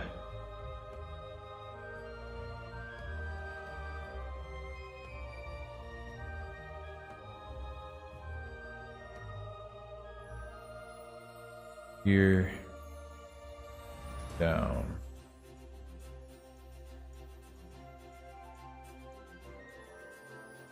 Well,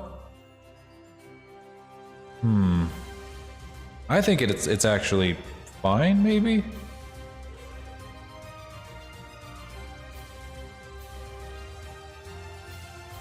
I don't know.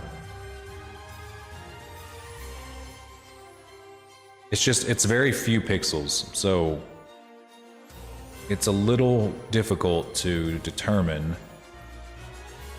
how much is too much and how much is exactly enough.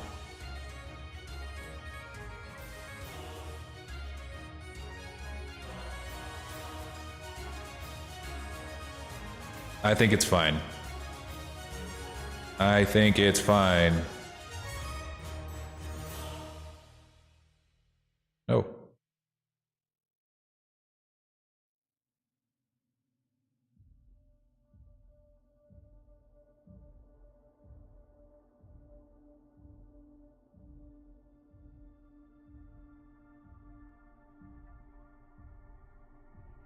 There's probably an easier way to do what it is I'm doing right now, but I don't know what it is.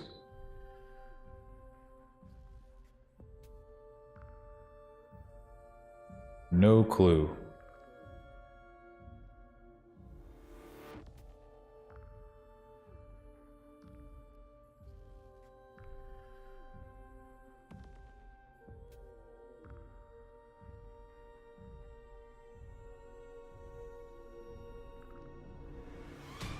Well, there's always an easier way to do something in Blender that I just don't know about, either because there's an add-on I don't have yet, or something. But I will eventually get it right, or get it the way that I think should be done.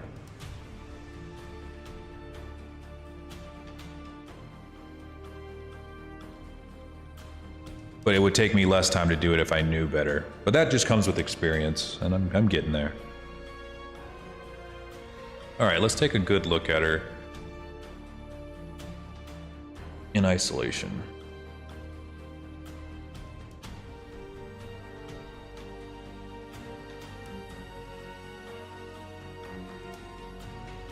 She is going to be a toon model, so the texture should look flat.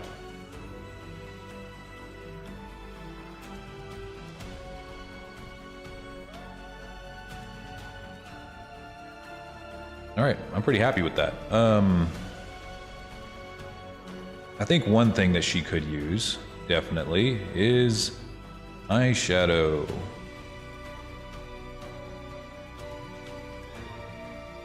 There should be a seam in there. Is there? Yes. Take that. This may or may not make her look like a cringe, like, super mega goth. But, let's see. We'll find out.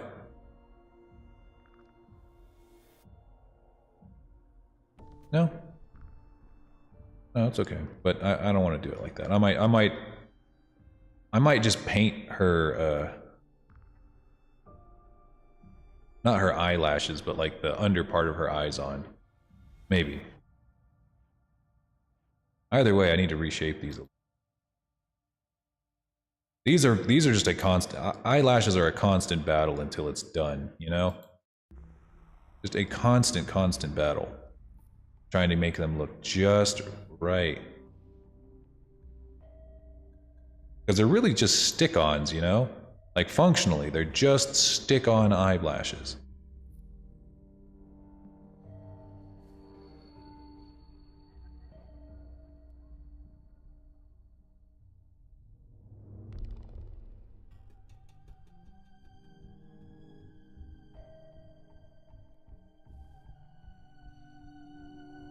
And I don't want to have something like this down here as well, if I can help it. Let's see if I can... If I go to texture paint mode again, if I can just paint them on and make them look okay.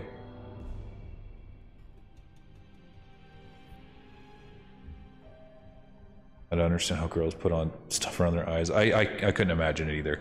I used to do theater back in high school, and whenever they wanted us to put on makeup. I put on like foundation and stuff, but I never really put on eyeshadow because it hurt. I hated it. I wasn't gonna do it because it just hurt. It hurt too much, and I'm a big wuss, okay? I'm a huge wuss. I'm not afraid to admit that, because it's true. Never lie to you guys. I may be a dragon, but I'm not as tough as most dragons.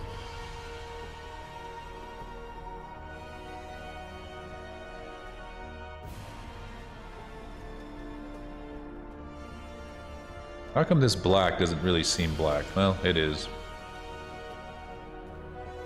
I might need some help with the stroke, though. Let's stabilize the stroke.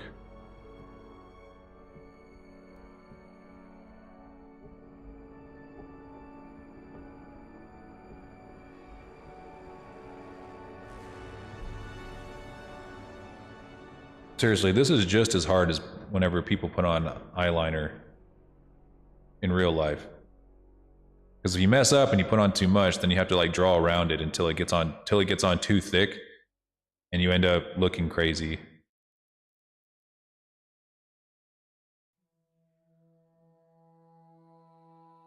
remember Nessie at our wedding. She had to have someone come over and do her makeup professionally. And she was too afraid to cry throughout the whole wedding because she knew it would mess up the really expensive makeup that we had to buy. Fucking weddings, man.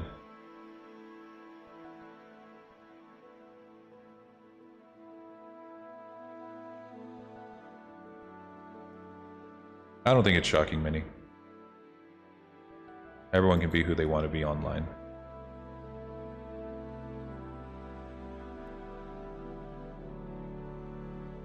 Ooh. That actually worked out pretty okay.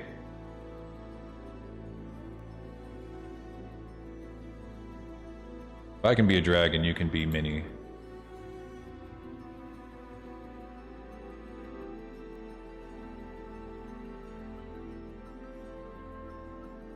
Ah, never mind. It came out like shit. I'll paint around it.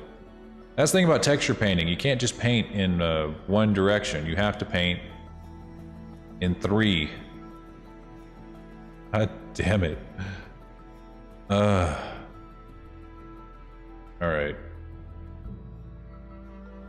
Okay, so I can't paint makeup on. Okay.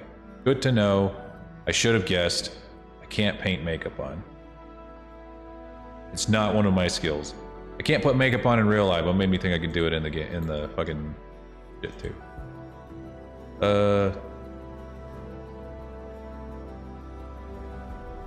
But I think sharpening the eye shape was a good choice.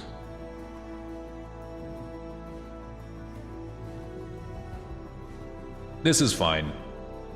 I think this is fine. Because if I try to paint this on, it's not going to look good, as you guys could see. Oh, there's Nessie, hang on.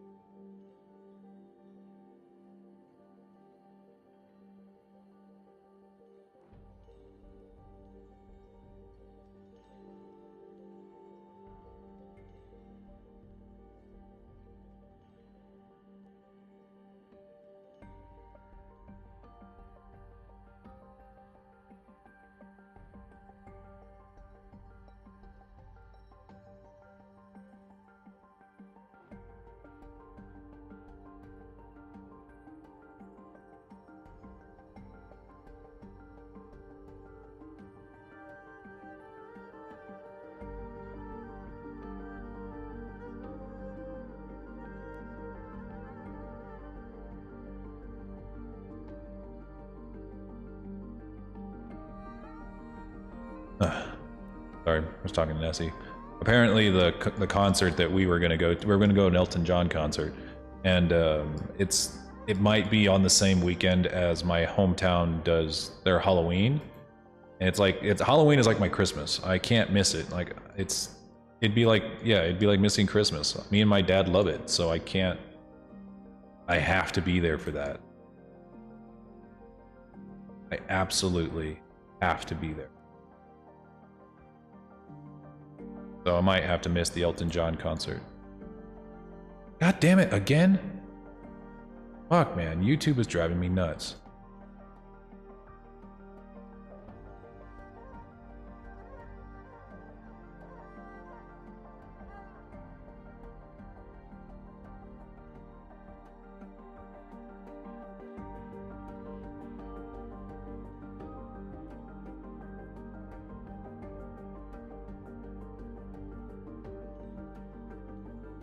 Here's making YouTube a hard place to moderate.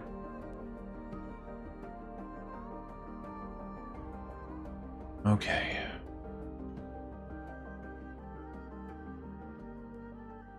That looks pretty good. Let's Got the gem. That'll give a metallic. We'll give a glossy tone to a shader to that. I think for the body, that'll do it. Let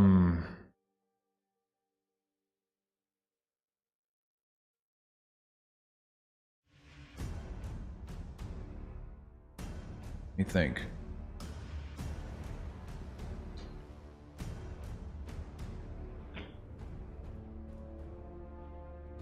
Gotta take a drink.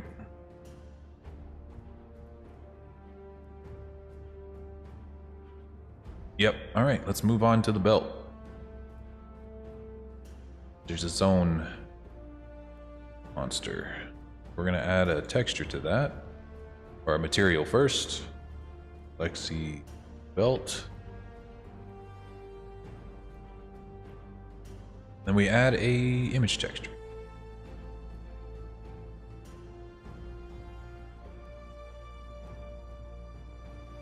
Probably 2K will be enough for this. 2048.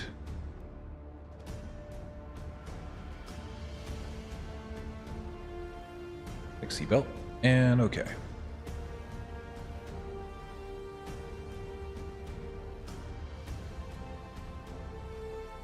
We're going to make it its base color with the fill tool.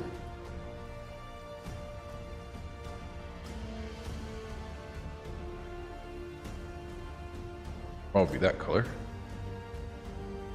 And pop. There's its base color. I think really just there's like little dots of purple. And I guess the color of the bottles will be what's next.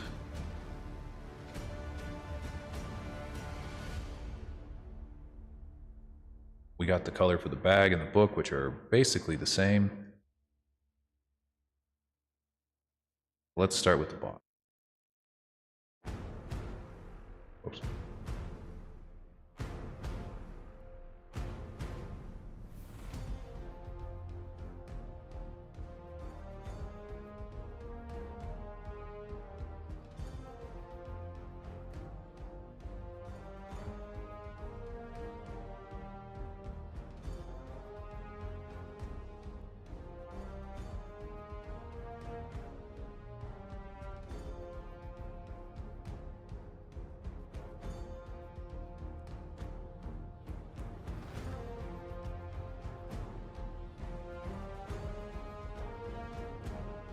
I think the color differences here will be found in shaders.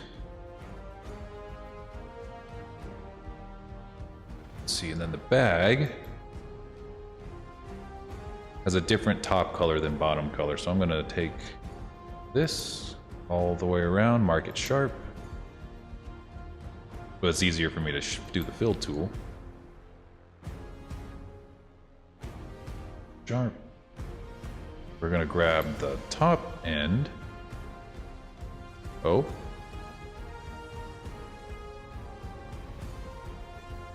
What am I missing? Aha.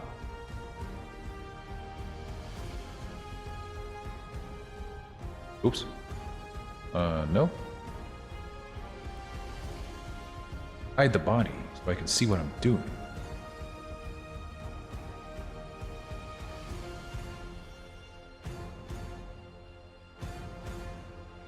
Now we mark it sharp. Oh, floating eyes freak me out. Every time. Now we pick the top.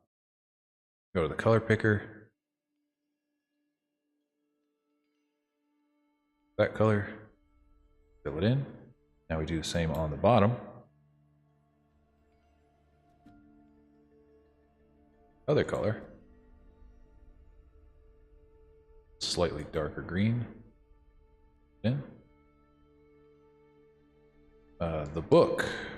The pages of the book will be different, so we'll go ahead and apply the seam. That white, like an off-white color. Then the book itself is like the same green color. We'll take the book itself, or the book cover, make it this color. Whoops.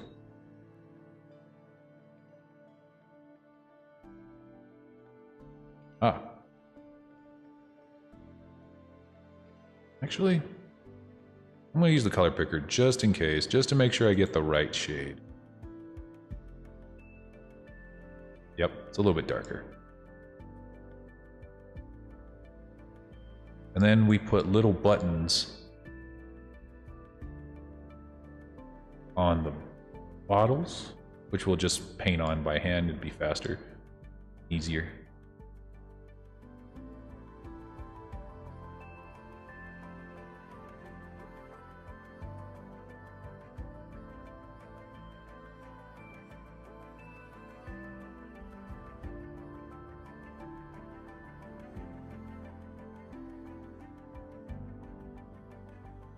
Shadows on drawings make coloring harder. A little bit, because sometimes it can be difficult for me to determine which shade of that particular color that they actually want. What the? Huh? Oh. There we go. But, I use an automatic shader, that's coded in Unity, or rigged in Unity, so I don't have to actually draw shadows on myself. Alright, I mean, you would have to pay a lot of money for me to draw shadows on myself. And honestly, you don't want me to do that. I'm not super good at drawing shades, even in 2D art, so that wouldn't be a service that I offer. It's like you're getting a Unity shader whether you like it or not. That's what you're getting. It's gonna run better anyway. It's gonna look nicer. Because the thing is that if you draw on a shader, then no matter where your light source is, it's always gonna look the same. So even if you change where your lighting is from like the left to the right side, you're still gonna have shadows cast on whichever side you drew them on. And there's nothing you can do about it. That's just the way that it is.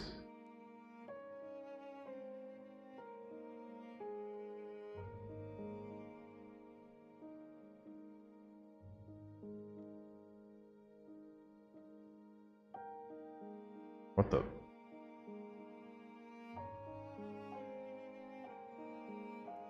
Just not coloring that on at all, is it? Why not?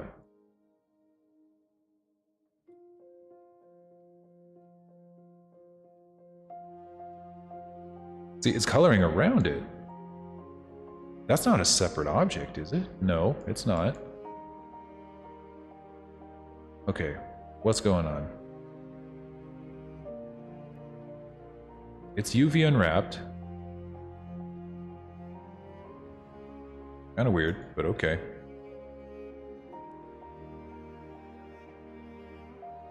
Let me just pop it on the UV then. Maybe. Ah. Okay, whatever, dude. Fine. Fine, that works too. Unhide the body so she doesn't look as spooky anymore.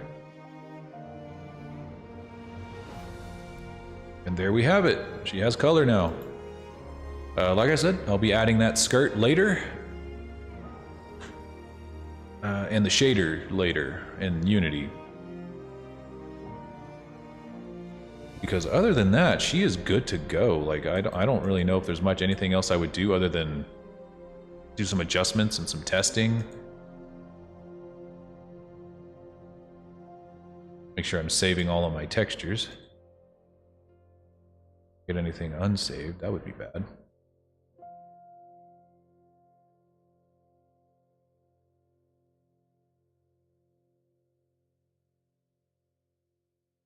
Right. So, I guess I still need to model the...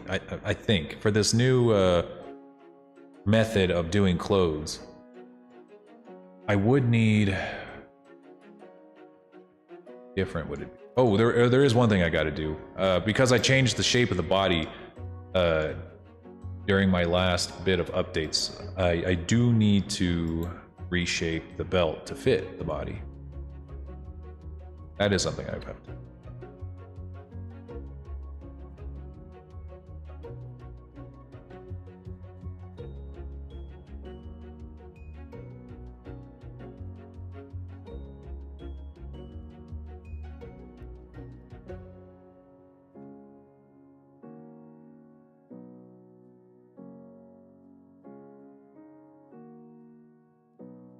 This is more of a bandolier than a belt because it's not really holding anything up. It's just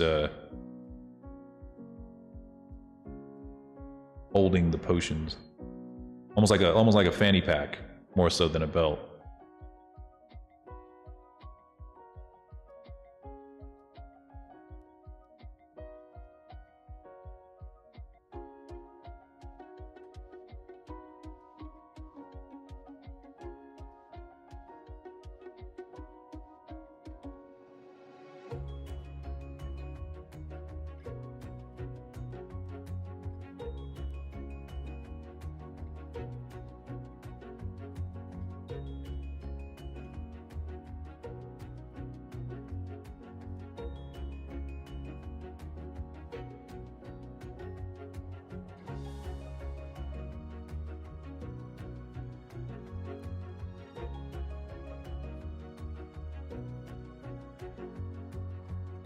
Aha.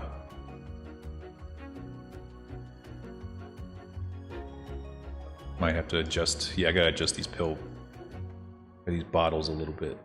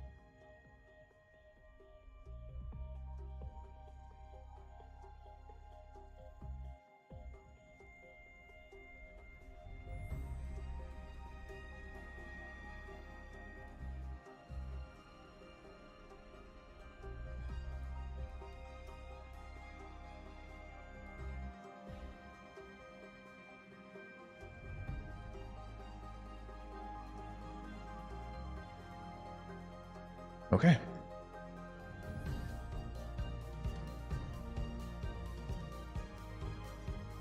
Okay, now what? Oh, I did just remember. Let me double check. I think there had something else I had to do tonight. If I do have that thing to do tonight, I might just start Dragon's Dogma right now.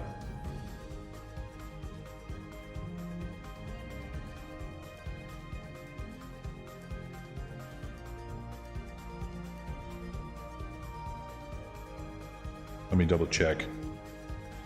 And if I don't have that thing to do today, then I'll just keep working.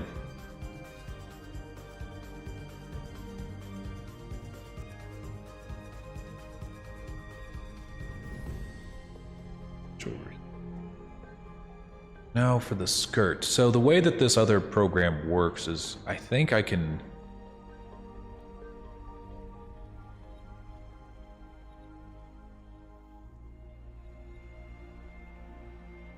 Am I supposed to... I think I'm supposed to model this from a plane. So, what's the easiest way to do... Should I do one plane? I might just do one subdivided plane and then thicken it. Because I was going to use the NURBS path.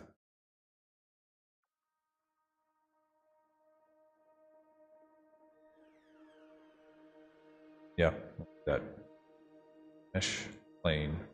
Rotate 90 degrees.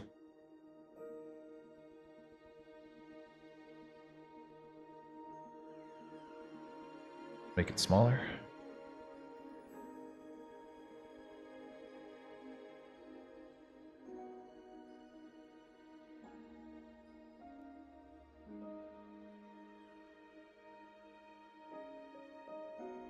Then we're going to subdivide the hell out of it. Or, I guess, yeah, let's do this.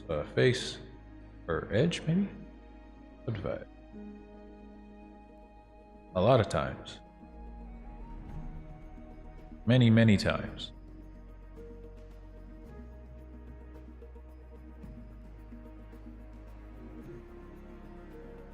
This might not be the easiest way to do this. I don't know. Because this, like I said, it's a whole new batch of software that I'm going to be using to make this happen.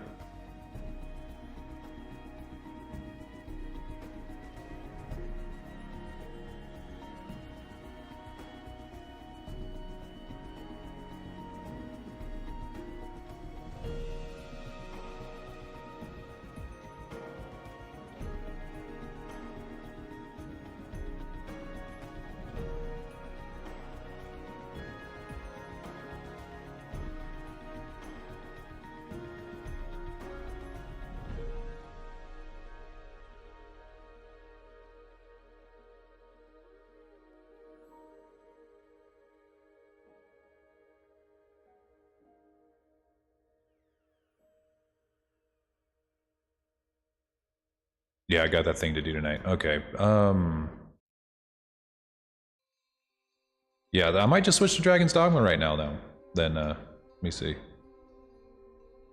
Let me get the starting point for this skirt done, and then I'll switch to Dragon's Dogma. There's a tuck in back here. Okay, so it tucks in. It's more like a loincloth that she's wearing, actually, now that I look at it. I didn't really notice that before. Huh. Either way, it's gonna look functionally the same once it's modeled. I'll just kind of tuck it into the... I'll just kind of tuck it into the belt.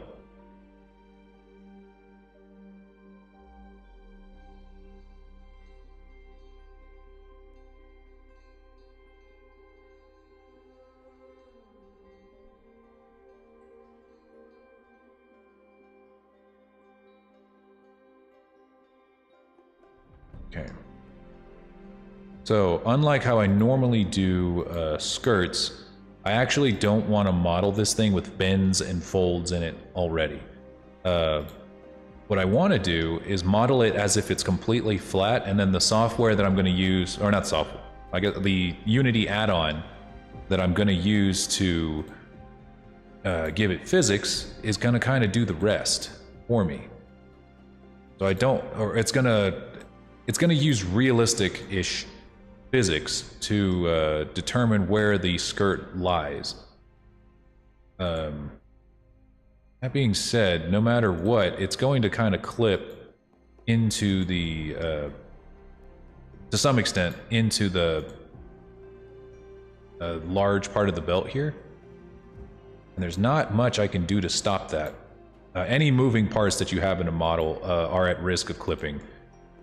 That's the nature of all models, whether they are AAA studio models or VTuber models.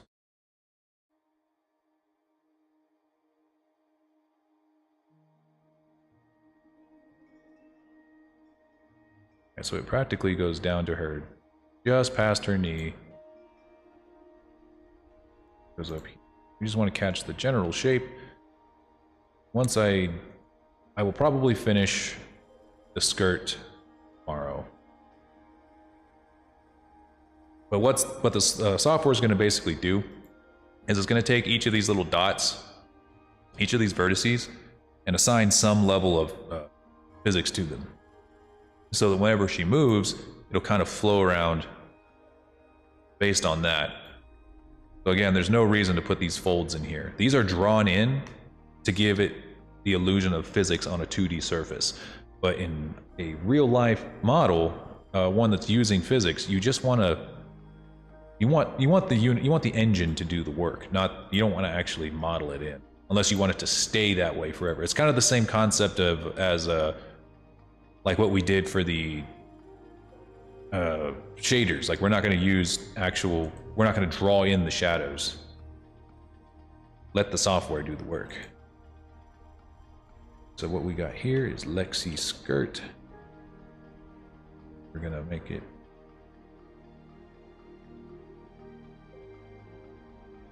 just the base color.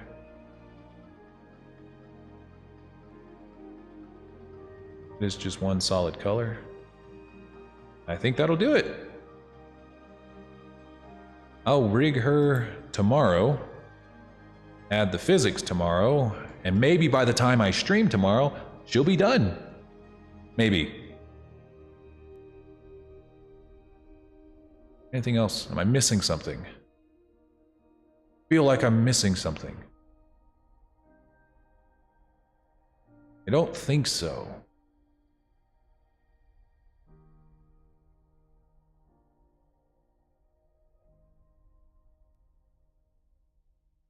Shape keys. But I'll do that tomorrow. Let me take a quick picture and I'll send it to Lexi.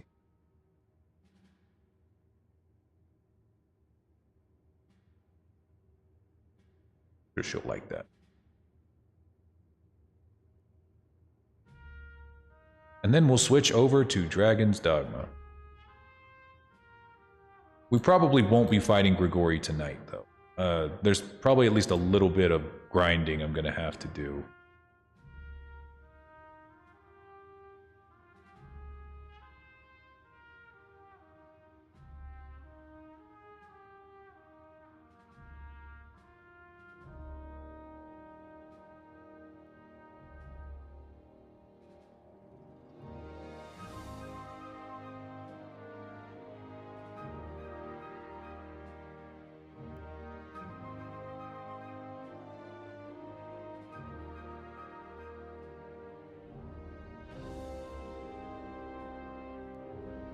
Okay, let's switch on over. Mainly clothing has a lot of clipping. Yep, that is true. My friend saw a polar bear today, which isn't too concerning, but we yeah, I guess you probably shouldn't be seeing them in the summer, huh?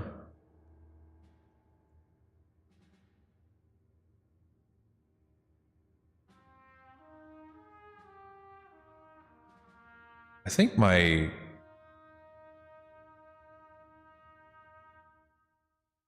chat on my phone isn't really updating at the same time. Hang on. People have been talking a little bit. Yeah, what the heck? Phone?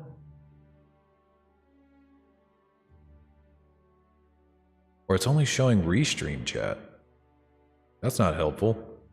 Okay, well at least I can see the full chat whenever I stream video games. Alright, let me save her one last time just to be certain.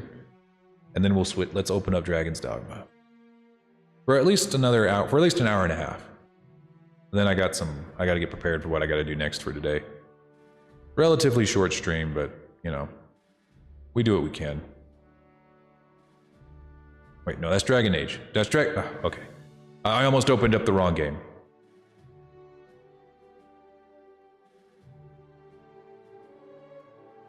I love how like Dragon's Dogma is labeled as a co-op game. That's almost hilarious.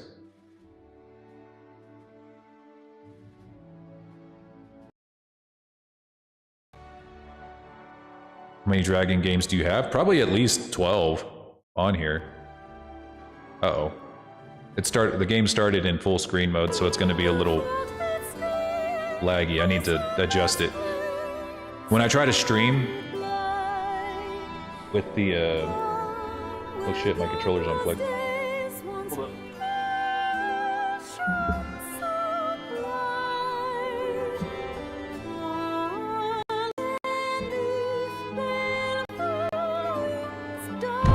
There we go.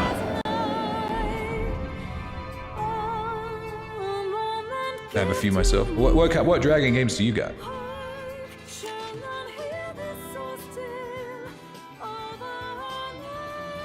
Okay, let me adjust the graphics really quickly so that it'll actually fit on screen, and that I can actually click out of stuff. All right, full screen off.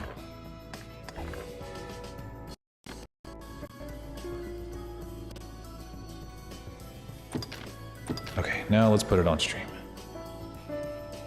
Thank you, yes.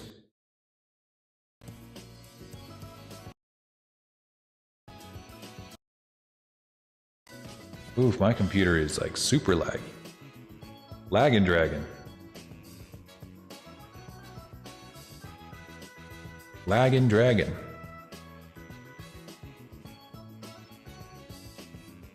Time for some lunch. Yeah, you better go get you some lunch. Wait, is my microphone not working? No, it is. It's just not picking it up on a VC face.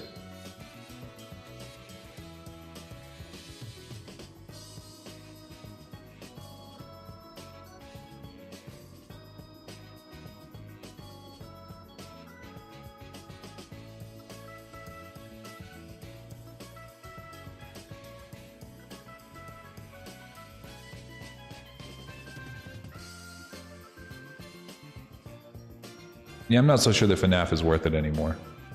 Why is my lips not moving? Let me try reloading my model. Ba ba ba ba ba ba ba ba ba. Huh. Because you guys can hear me. I can see that the sound is coming through.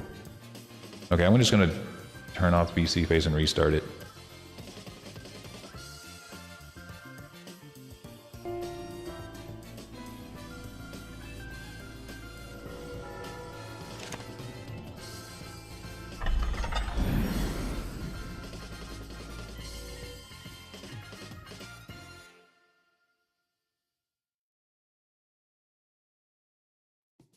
Alright, let's load up as me. How about now? Yay, my mouth is back. I can talk again. I'm no longer a mute.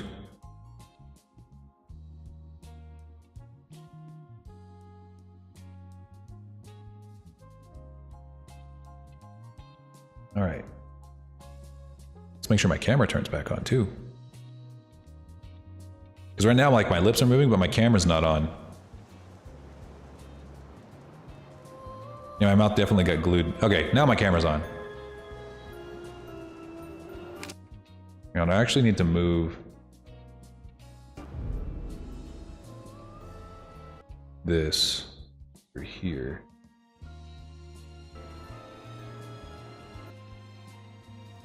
This a full screen preview so I can see what I'm doing, and I can open it up and we're good to go. Gotta love that. Hey! That my mouth got glued shut? Okay, so I've been playing around by myself here in the Bitter Black Isle for a little while to level up.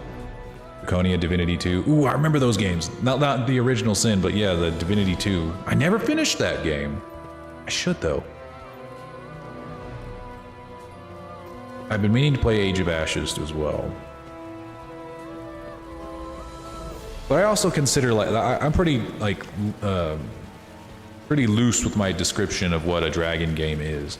Like, to me, like, just about any game that has dragons in it is on brand for me. It's something I would stream.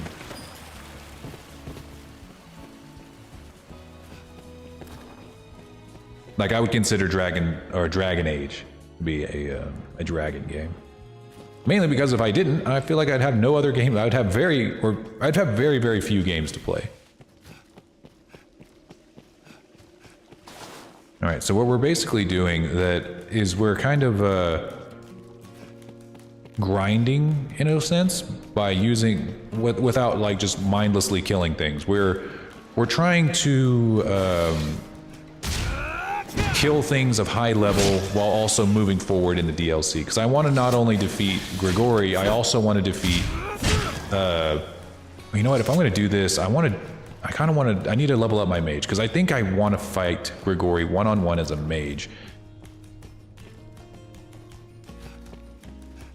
I have more with that definition. Yeah, I'm not afraid to make that distinction because really I play just about any fantasy game because at that point it would let me stream Elden Ring, it would let me stream the Dark Souls games, Sekiro,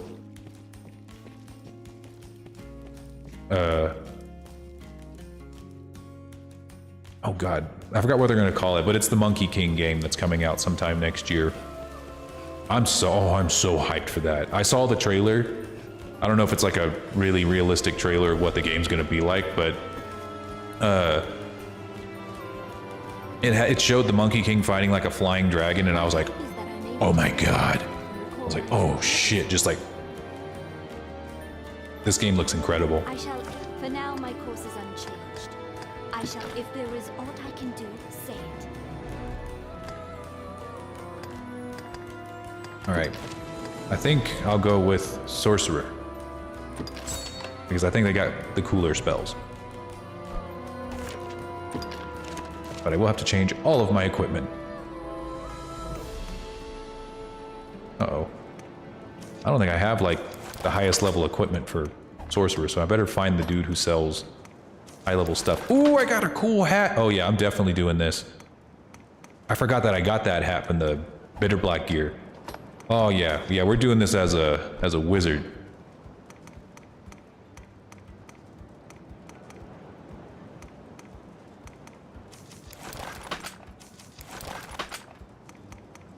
I should probably make a trip back to Grand Soren though. Just to make sure that I have like the best wizard gear.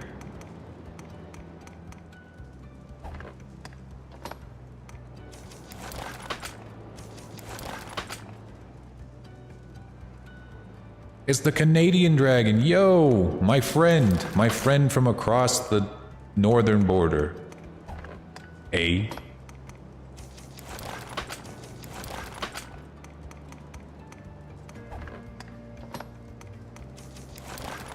I'm a superhero with my little superhero cape. How's it going? We are doing pretty good. Can't go wrong when you're playing your favorite video game. One of these do I want?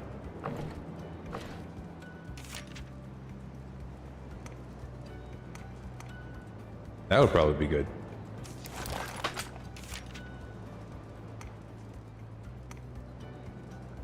Balance that enemies' attacks are less likely to stun the wearer. Ooh, that's probably going to be good as well. And resistance blindness, darkness, possession, resistance to fire. Yeah, that's going to come in handy whenever we fight Grigori, for sure. We're going to use this one, though, just so we can make sure our spells go off. Just finished work, I'm exhausted. Hey, I just finished work. Kind of. What a time. What a time to be alive. If there is aught I can do, say it. I think I have everything equipped that I can actually use. So we should probably learn some skills. I don't have a lot. Oh no.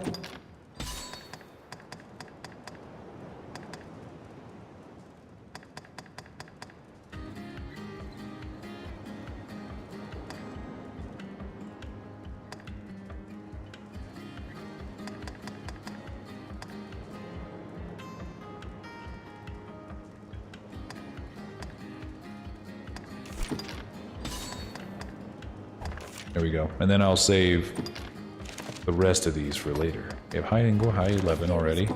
For now, my course is unchanged. Pray, take. All right, we're gonna make our way to Grand Soren for a second, because we are gonna need we need some equipment.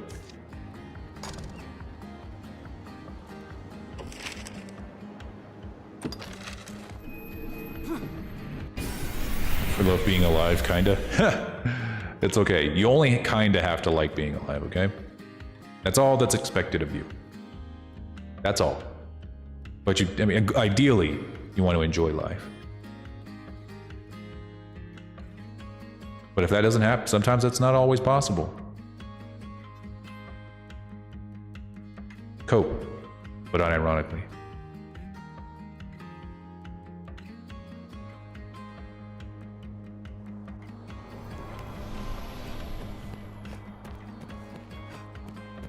I can't stop thinking about it. I am just so excited to get to work on my new model.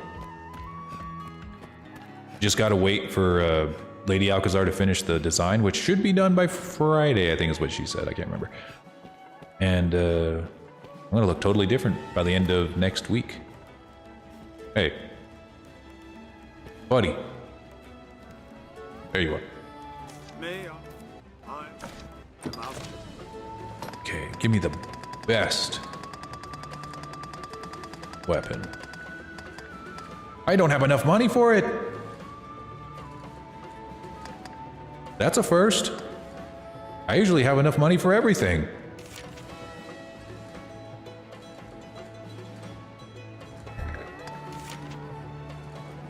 Uh-oh.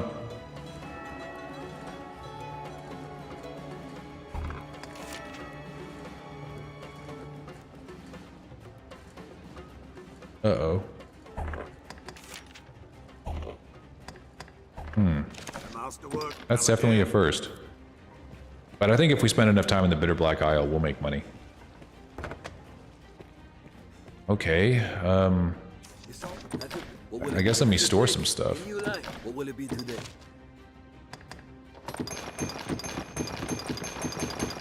I don't want to carry any of that.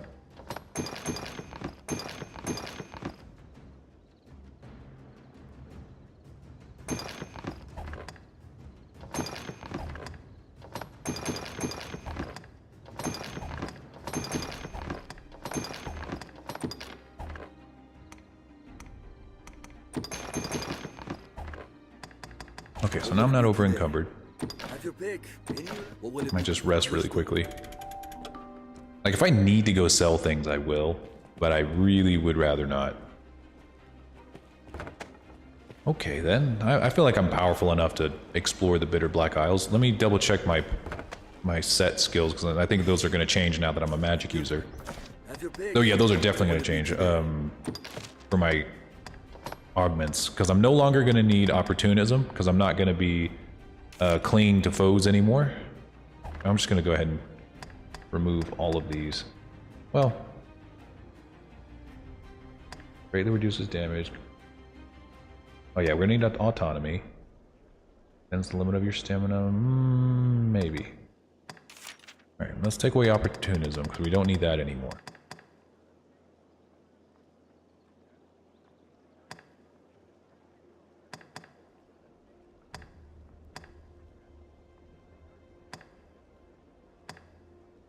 Uh-oh. Yeah, I don't have anything in here for magic.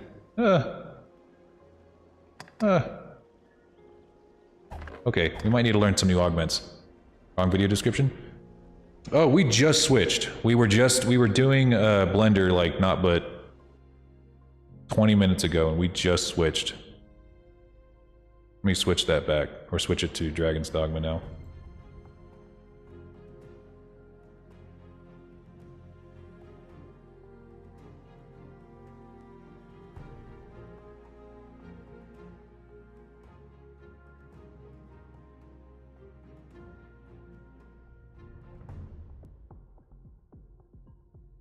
We always do our work day first and then stream our dragon-based games afterwards.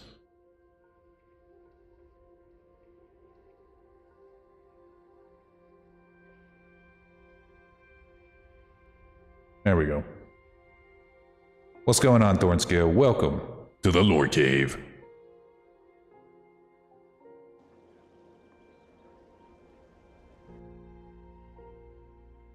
Am I frozen?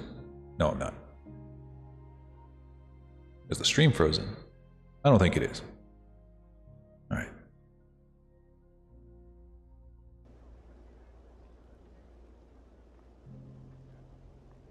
What will it be today? Let's see. I need to learn some new augments, specifically for, Damn, I don't have enough discipline. Dang, this is gonna be a grind. See you later, Captain Crazy. This is gonna be a hell of a grind. Wanna do this? Yes, I do.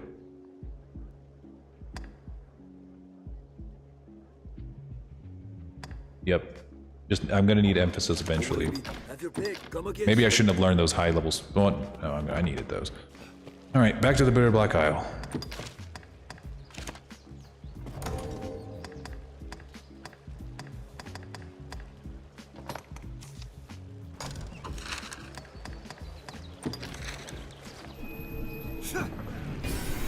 Let's see if I'm just as good by myself, but as a wizard.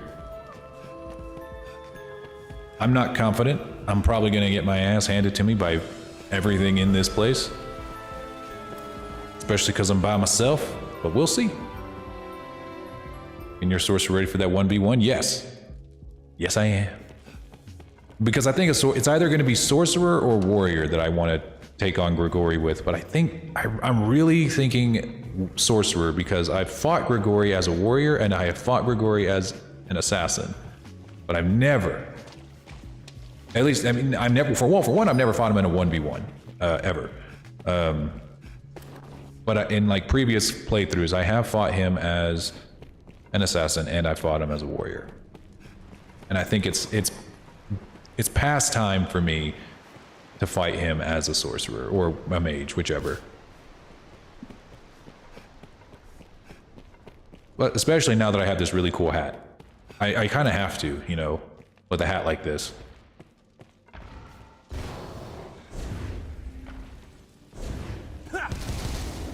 Okay. Sometimes it aims for me, but I guess not right now. There we go.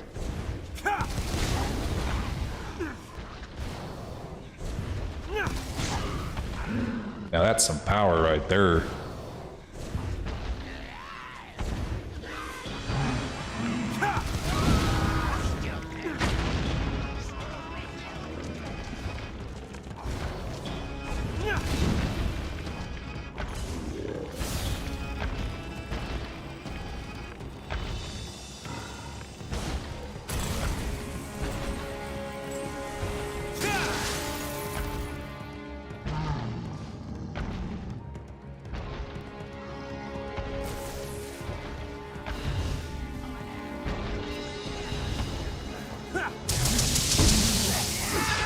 Makes him drop his weapon.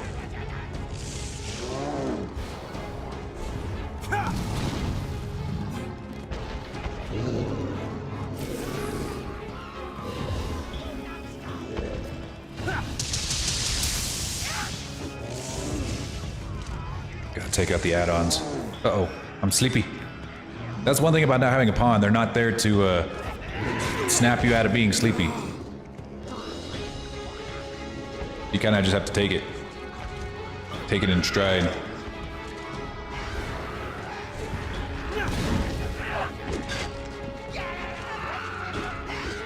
If I had my lightning whip, these thieves would all be dead. Oh my god, not again. Hang on. That is the third YouTube spammer or YouTube bot that we've had today.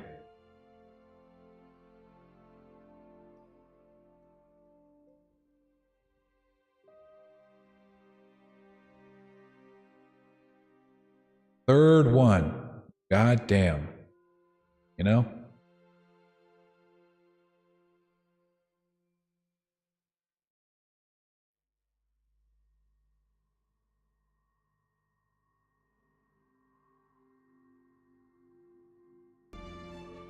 Alright, let's roast. We're gonna roast this dude.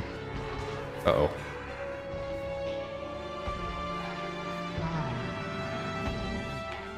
Yeah, YouTube's got a problem. It's never been this bad before.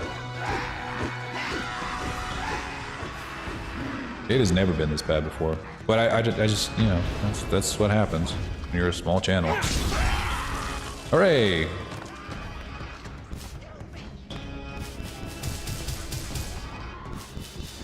Forget about my tiny little pew pew pew pew pew pew pew. It's also very deadly. It doesn't look like it, but it is. Pew pew pew pew. And then for the ogre, because they don't like lightning, let's turn him into a lightning rod. Look at his health just disintegrate.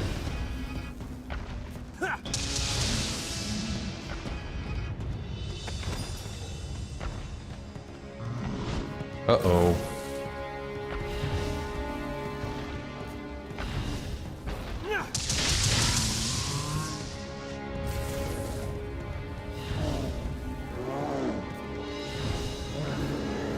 If he's usually when he's wearing armor, you can make him drop, or you can make him just completely Stun. Oh my god. No shot, dude.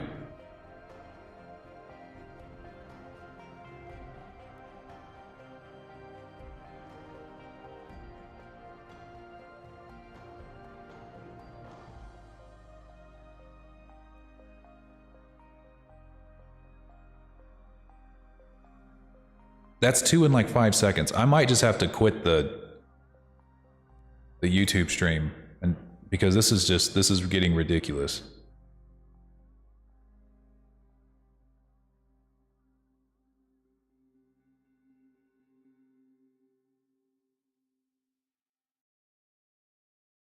I've never had a bot problem this bad before.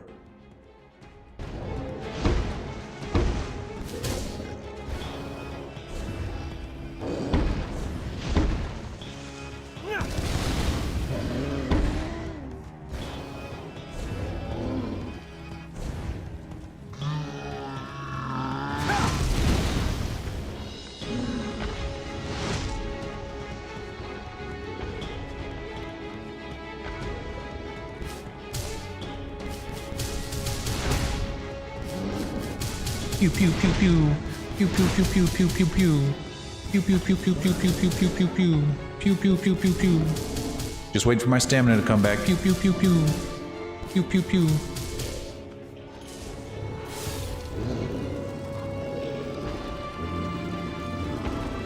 Uh-oh.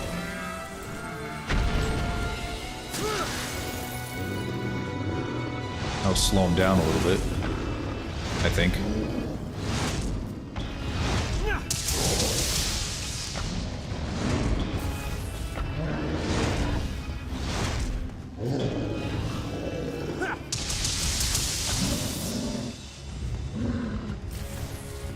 It's like he doesn't know I'm here.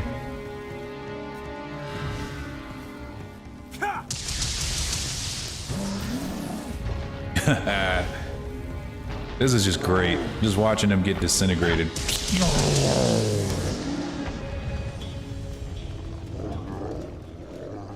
Yeah.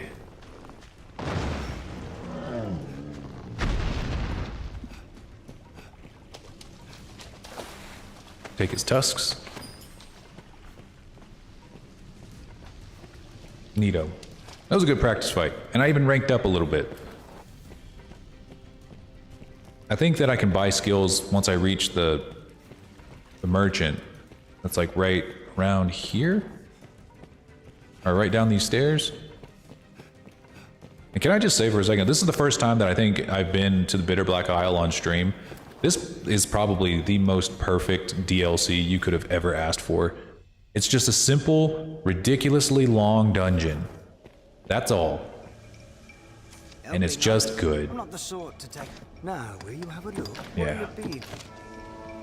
All right, there we go. Now we can get emphasis.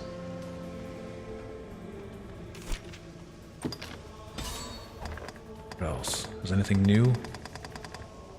Necromancy, yes. Yeah, necromancy's a hell of a spell for sure.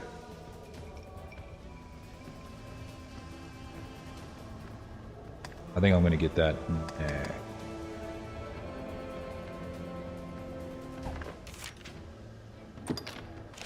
All right, let's put emphasis on our augments.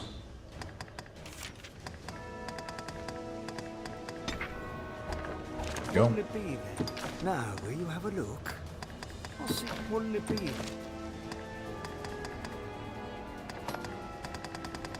Can I buy the thing now?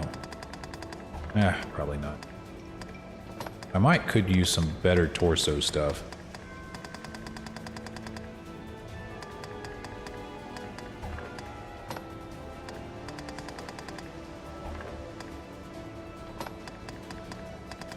Or not.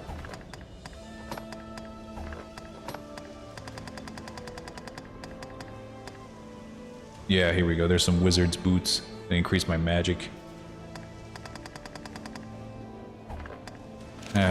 I'm gonna save up for the weapon. No doubt. Or maybe I'll just wait a little while, because sometimes you'll just end up getting better stuff just from this dungeon. The loot drops in this place are insane.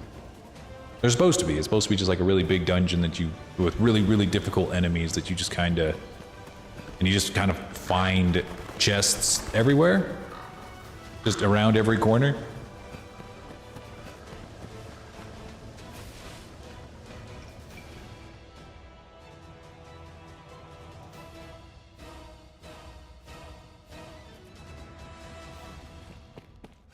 Right.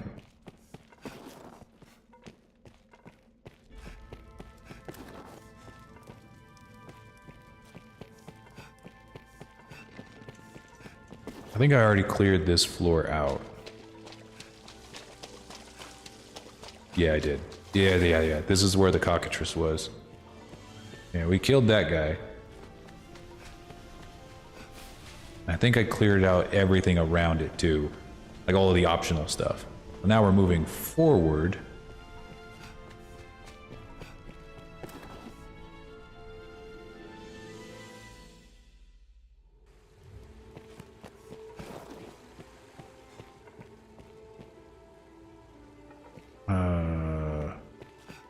Okay, yeah, this will be a new area for me.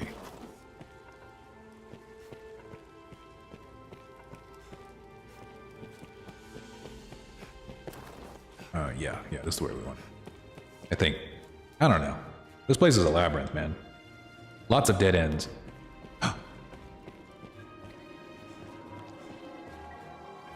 Oh, yes.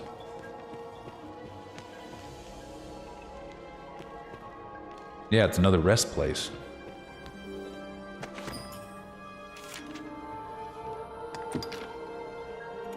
Sure, I'll restore my health. Wait, there's... What is this?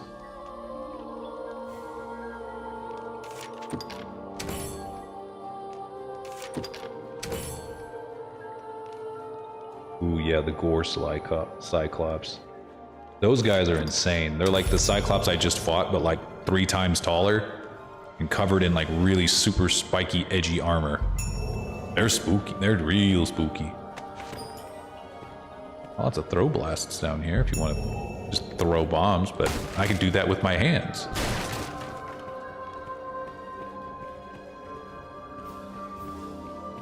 I can just do that. Oh yes, bitter black gear. Anytime you find bitter black gear, you never know what it is, but you can have it purified and you get some of the best items in the game. But you gotta go all the way back upstairs to the top level to make that happen. Which I could do, but that's a heck of a walk. I'd rather not. I was an apothecary before becoming an arisen. Made my coin mixing potions, fusing reagents into new compounds, new elements. Alchemy, in a word. This place is a trove of herbs and ores found nowhere else. Nowhere natural. I've seen gold and jewels enough to rot my eyes. But the treasures this place hides will keep me entertained for years to come. Now, will you have a look? I'll see you done. Oh, yeah, I can upgrade it. Maybe I won't even need to buy a new weapon. I can just upgrade this one. Nice. I am definitely going to upgrade my hat because it's a cool hat. Want to use it forever. Upgrade my armor all the way. Oh, it's really... Yeah, it's cutting into my cash, so I'm going to leave that alone. Alright, moving on.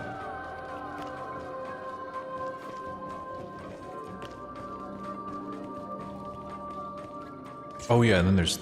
I don't need that. You only need that if you're going to be calling on help. But I don't need no help. I don't need nobody. Healing spring, so if I can... Do I have any empty... I need to go get me some empty flasks. And come right back down here. Fill them up.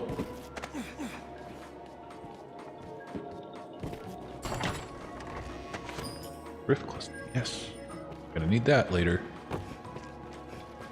Now, let's return to the death zone.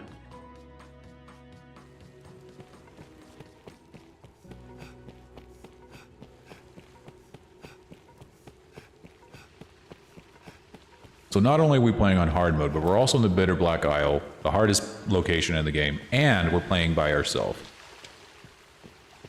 What a time to be alive.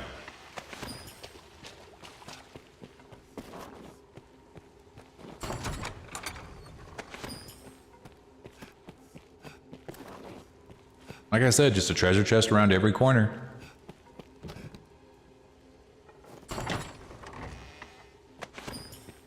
Let's see, were any of those things for me? Nope. What about that ring? Just treasure. Okay. Now we move on. What terrible dangers lie in wait for us down here? Probably something fucking awful. Oh wait, do I have a lift stone?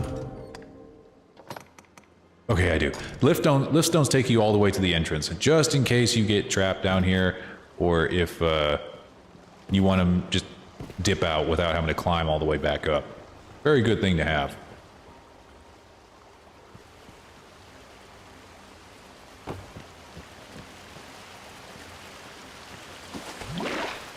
I'm wet. I always double check when I see two chests. Ah! Gross.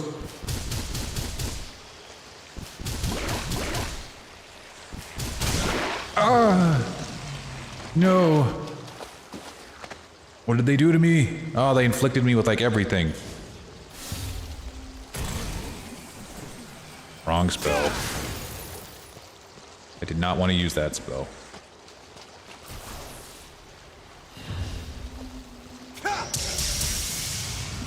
Why didn't that lock onto them?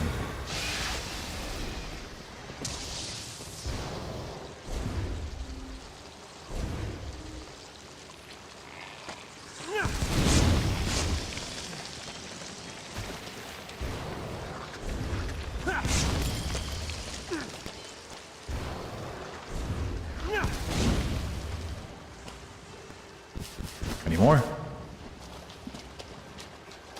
Good. Because fuck you. Ooh, Bitter Black Novelty. I'll take it.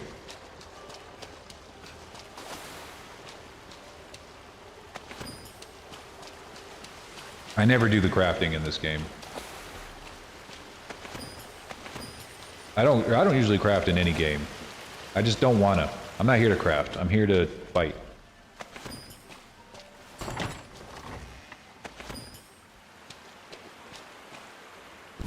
I've been hit by a mimic already. I only just barely survived. Ooh, Bitter Black Gear level 2. That's gonna be good. Let's just hope it's for my class. Very common that you find lots of things in this game whenever you're playing one of these specialty classes, like the Sorcerer, or the Warrior, or the Ranger, that it's not gonna be your level. Or not, it's not gonna be for your vocation. Ah! Okay. You got ice? I see you. Oh. Oh. That did 0 damage. Okay, okay, okay, okay. How about some, ice? No? Okay, you could teleport.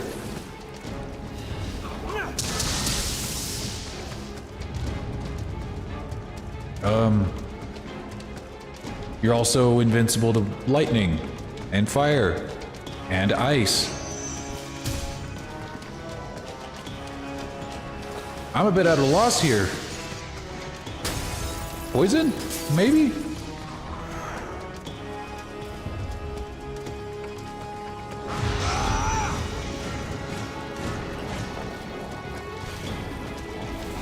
No? Okay, I'm at a bit of a loss. I don't know what to do. I'm just gonna run past them. If they had a weakness, I don't remember what it was. I have long since forgotten what their weakness might be.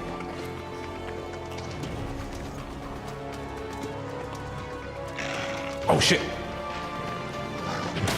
Oh shit. Oh shit.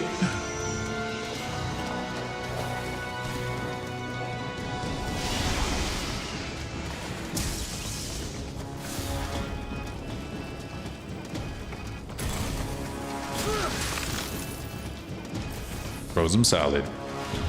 So that you can blast them.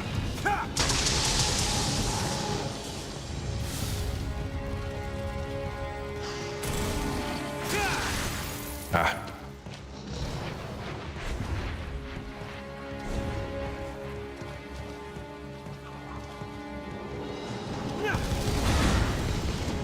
Very resistant to fire, these guys. Oh shit.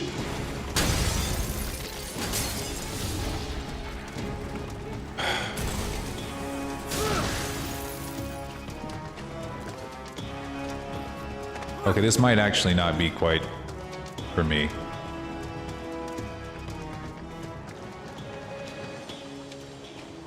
Because fighting anything that's like super melee intensive is not exactly easy. Mainly because I got these spellcasters blasting at me from all directions. Saurians! They're everywhere. Okay, if I can just get to a place where I can fight the Saurians by themselves, I'll be good.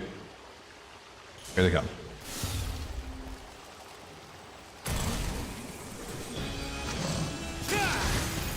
Fuck. I missed. Somehow. Fuck. Fuck. Ah. Damn. Those guys still one-shot me. They still one-shot me.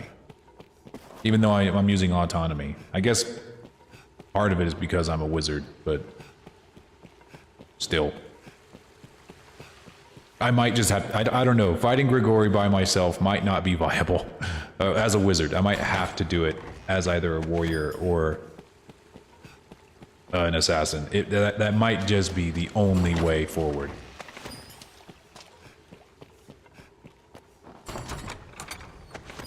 Oh my god. Alright.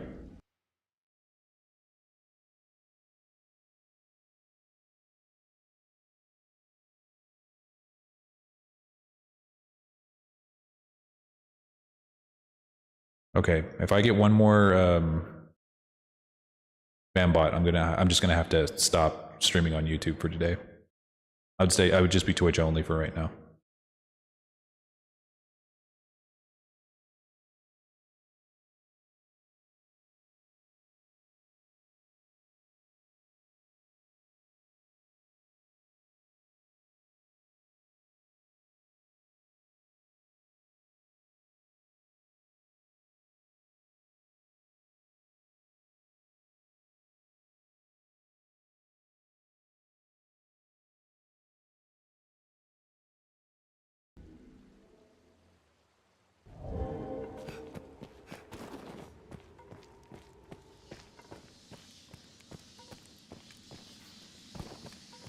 Alright. I'm gonna have to get those treasures again in the room filled with the larvae.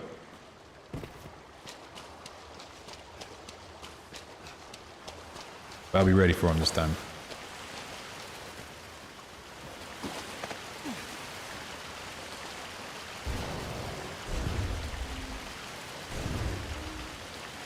Oh, I guess they just don't even spawn until you get closer in. Or until you open it up, they don't even spawn. See?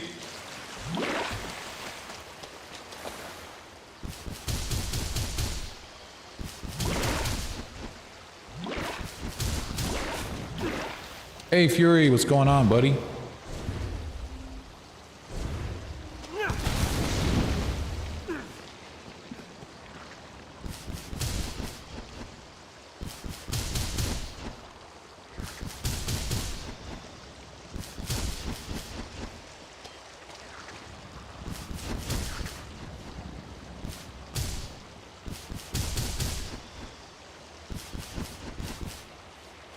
Alright, got him. Pew pew pew pew pew pew pew pew pew. Oh yeah, we're doing pretty good. We finished the textures on that model we were working on yesterday. Oh shit, there's one more. And then we jumped on to Dragon's Dogma. Welcome. Ooh, welcome to the Lord Cave. Tim Tam. Welcome. Not making any sounds from VC Face anymore. Don't know why, but today we are playing Dragon's Dogma. I am the Lord Dragon and I play dragon-based RPGs. And I'm a 3D modeler, so I will also stream my commissions whenever I, oh no! Oh no! Oh, not again! And there's no one here to save me. I'm gonna die. I'm gonna die. There's no chance I get out of this without like using all of my potions to live. Oh god! I'm gonna make it. I'm gonna make it. I'm gonna make it. Okay, I made it. Oh, motherfucker. Never mind. I died. Oh, God. This place is nightmarish.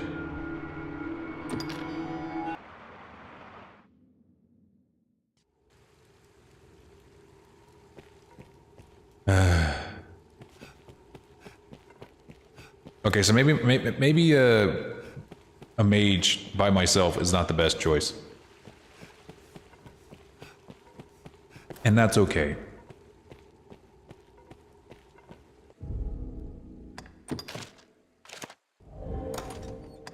As cool of an idea as it would be in isolation. Oh, I gotta use a lift. Yeah, I gotta use a lift stone. Like if I could just like immediately jump to Grigori right now and fight him as a sorcerer, it might be a cool idea. I just feel like maybe the warrior would be more realistic. For now, my course is unchanged. If there is Here we go. Or Mystic Knight? No. Warrior.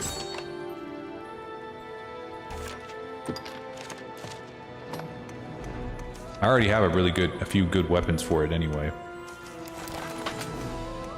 Was it this one? Yeah, this thing. Or maybe this thing?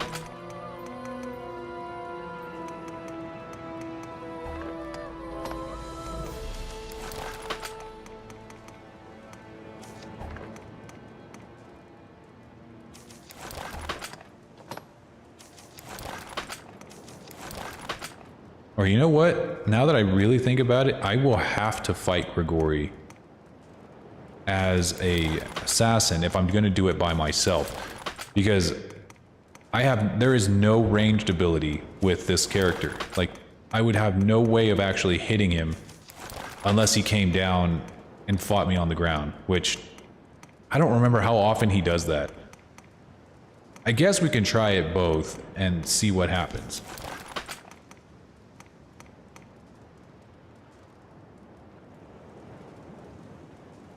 What level am I? I think I'm level 52 right now, and this will be, I don't even know, I've done a bunch of playthroughs of this game. What we're attempting to do right now is play through it on hard mode with no pawns and fight Grigori one-on-one. That is the goal.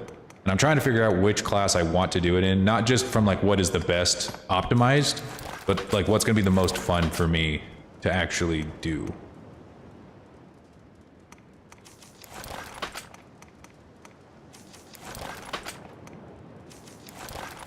Problem is I keep switching classes. I'm never happy with just the one.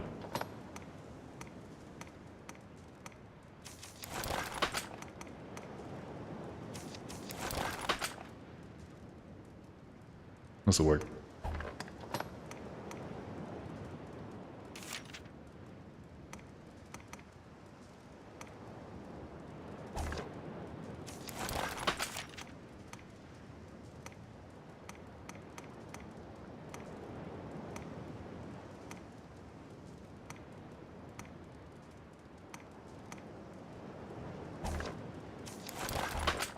Okay.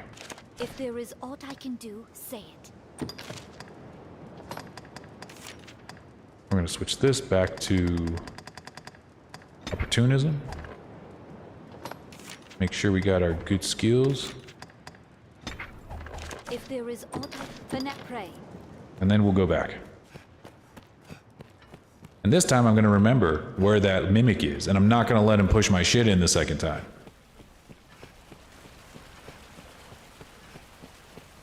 Had a lot of fun with the magic archer. You know, you're not alone there. I have a lot of people on YouTube who have commented on a few videos of mine saying that they really, really prefer the magic archer. It didn't really quite hit my style of play, but I can understand the appeal of being able to cast spells, you know, and also do archery at the same time.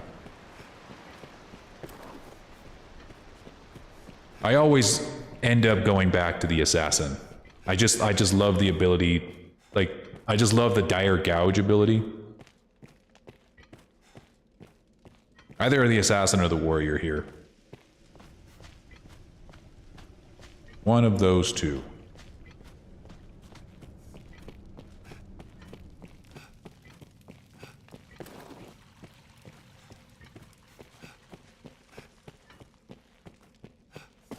And we're basically just using the Bitter Black Isle to grind without, you know, just going out into the wild and just hunting random things. Because I don't like doing that. I don't like grinding. I like to make sure that whenever I'm fighting things or getting level ups, that I'm doing it either in a quest or I'm doing it as a means to move forward in the story. Helping up? Now, will you have a look? What'll it be then? Oh, Now, wait. will you have a look? I was going to see if he had a better warrior weapon. He might.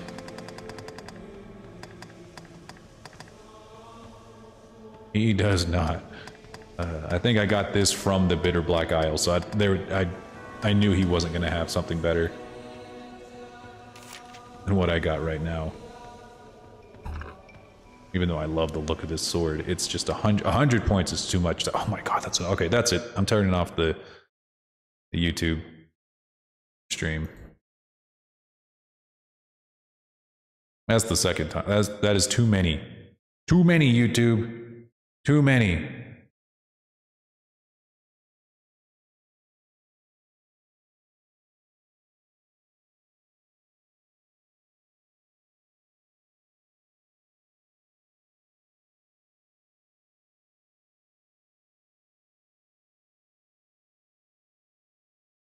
All right, there we go. Now we're just streaming on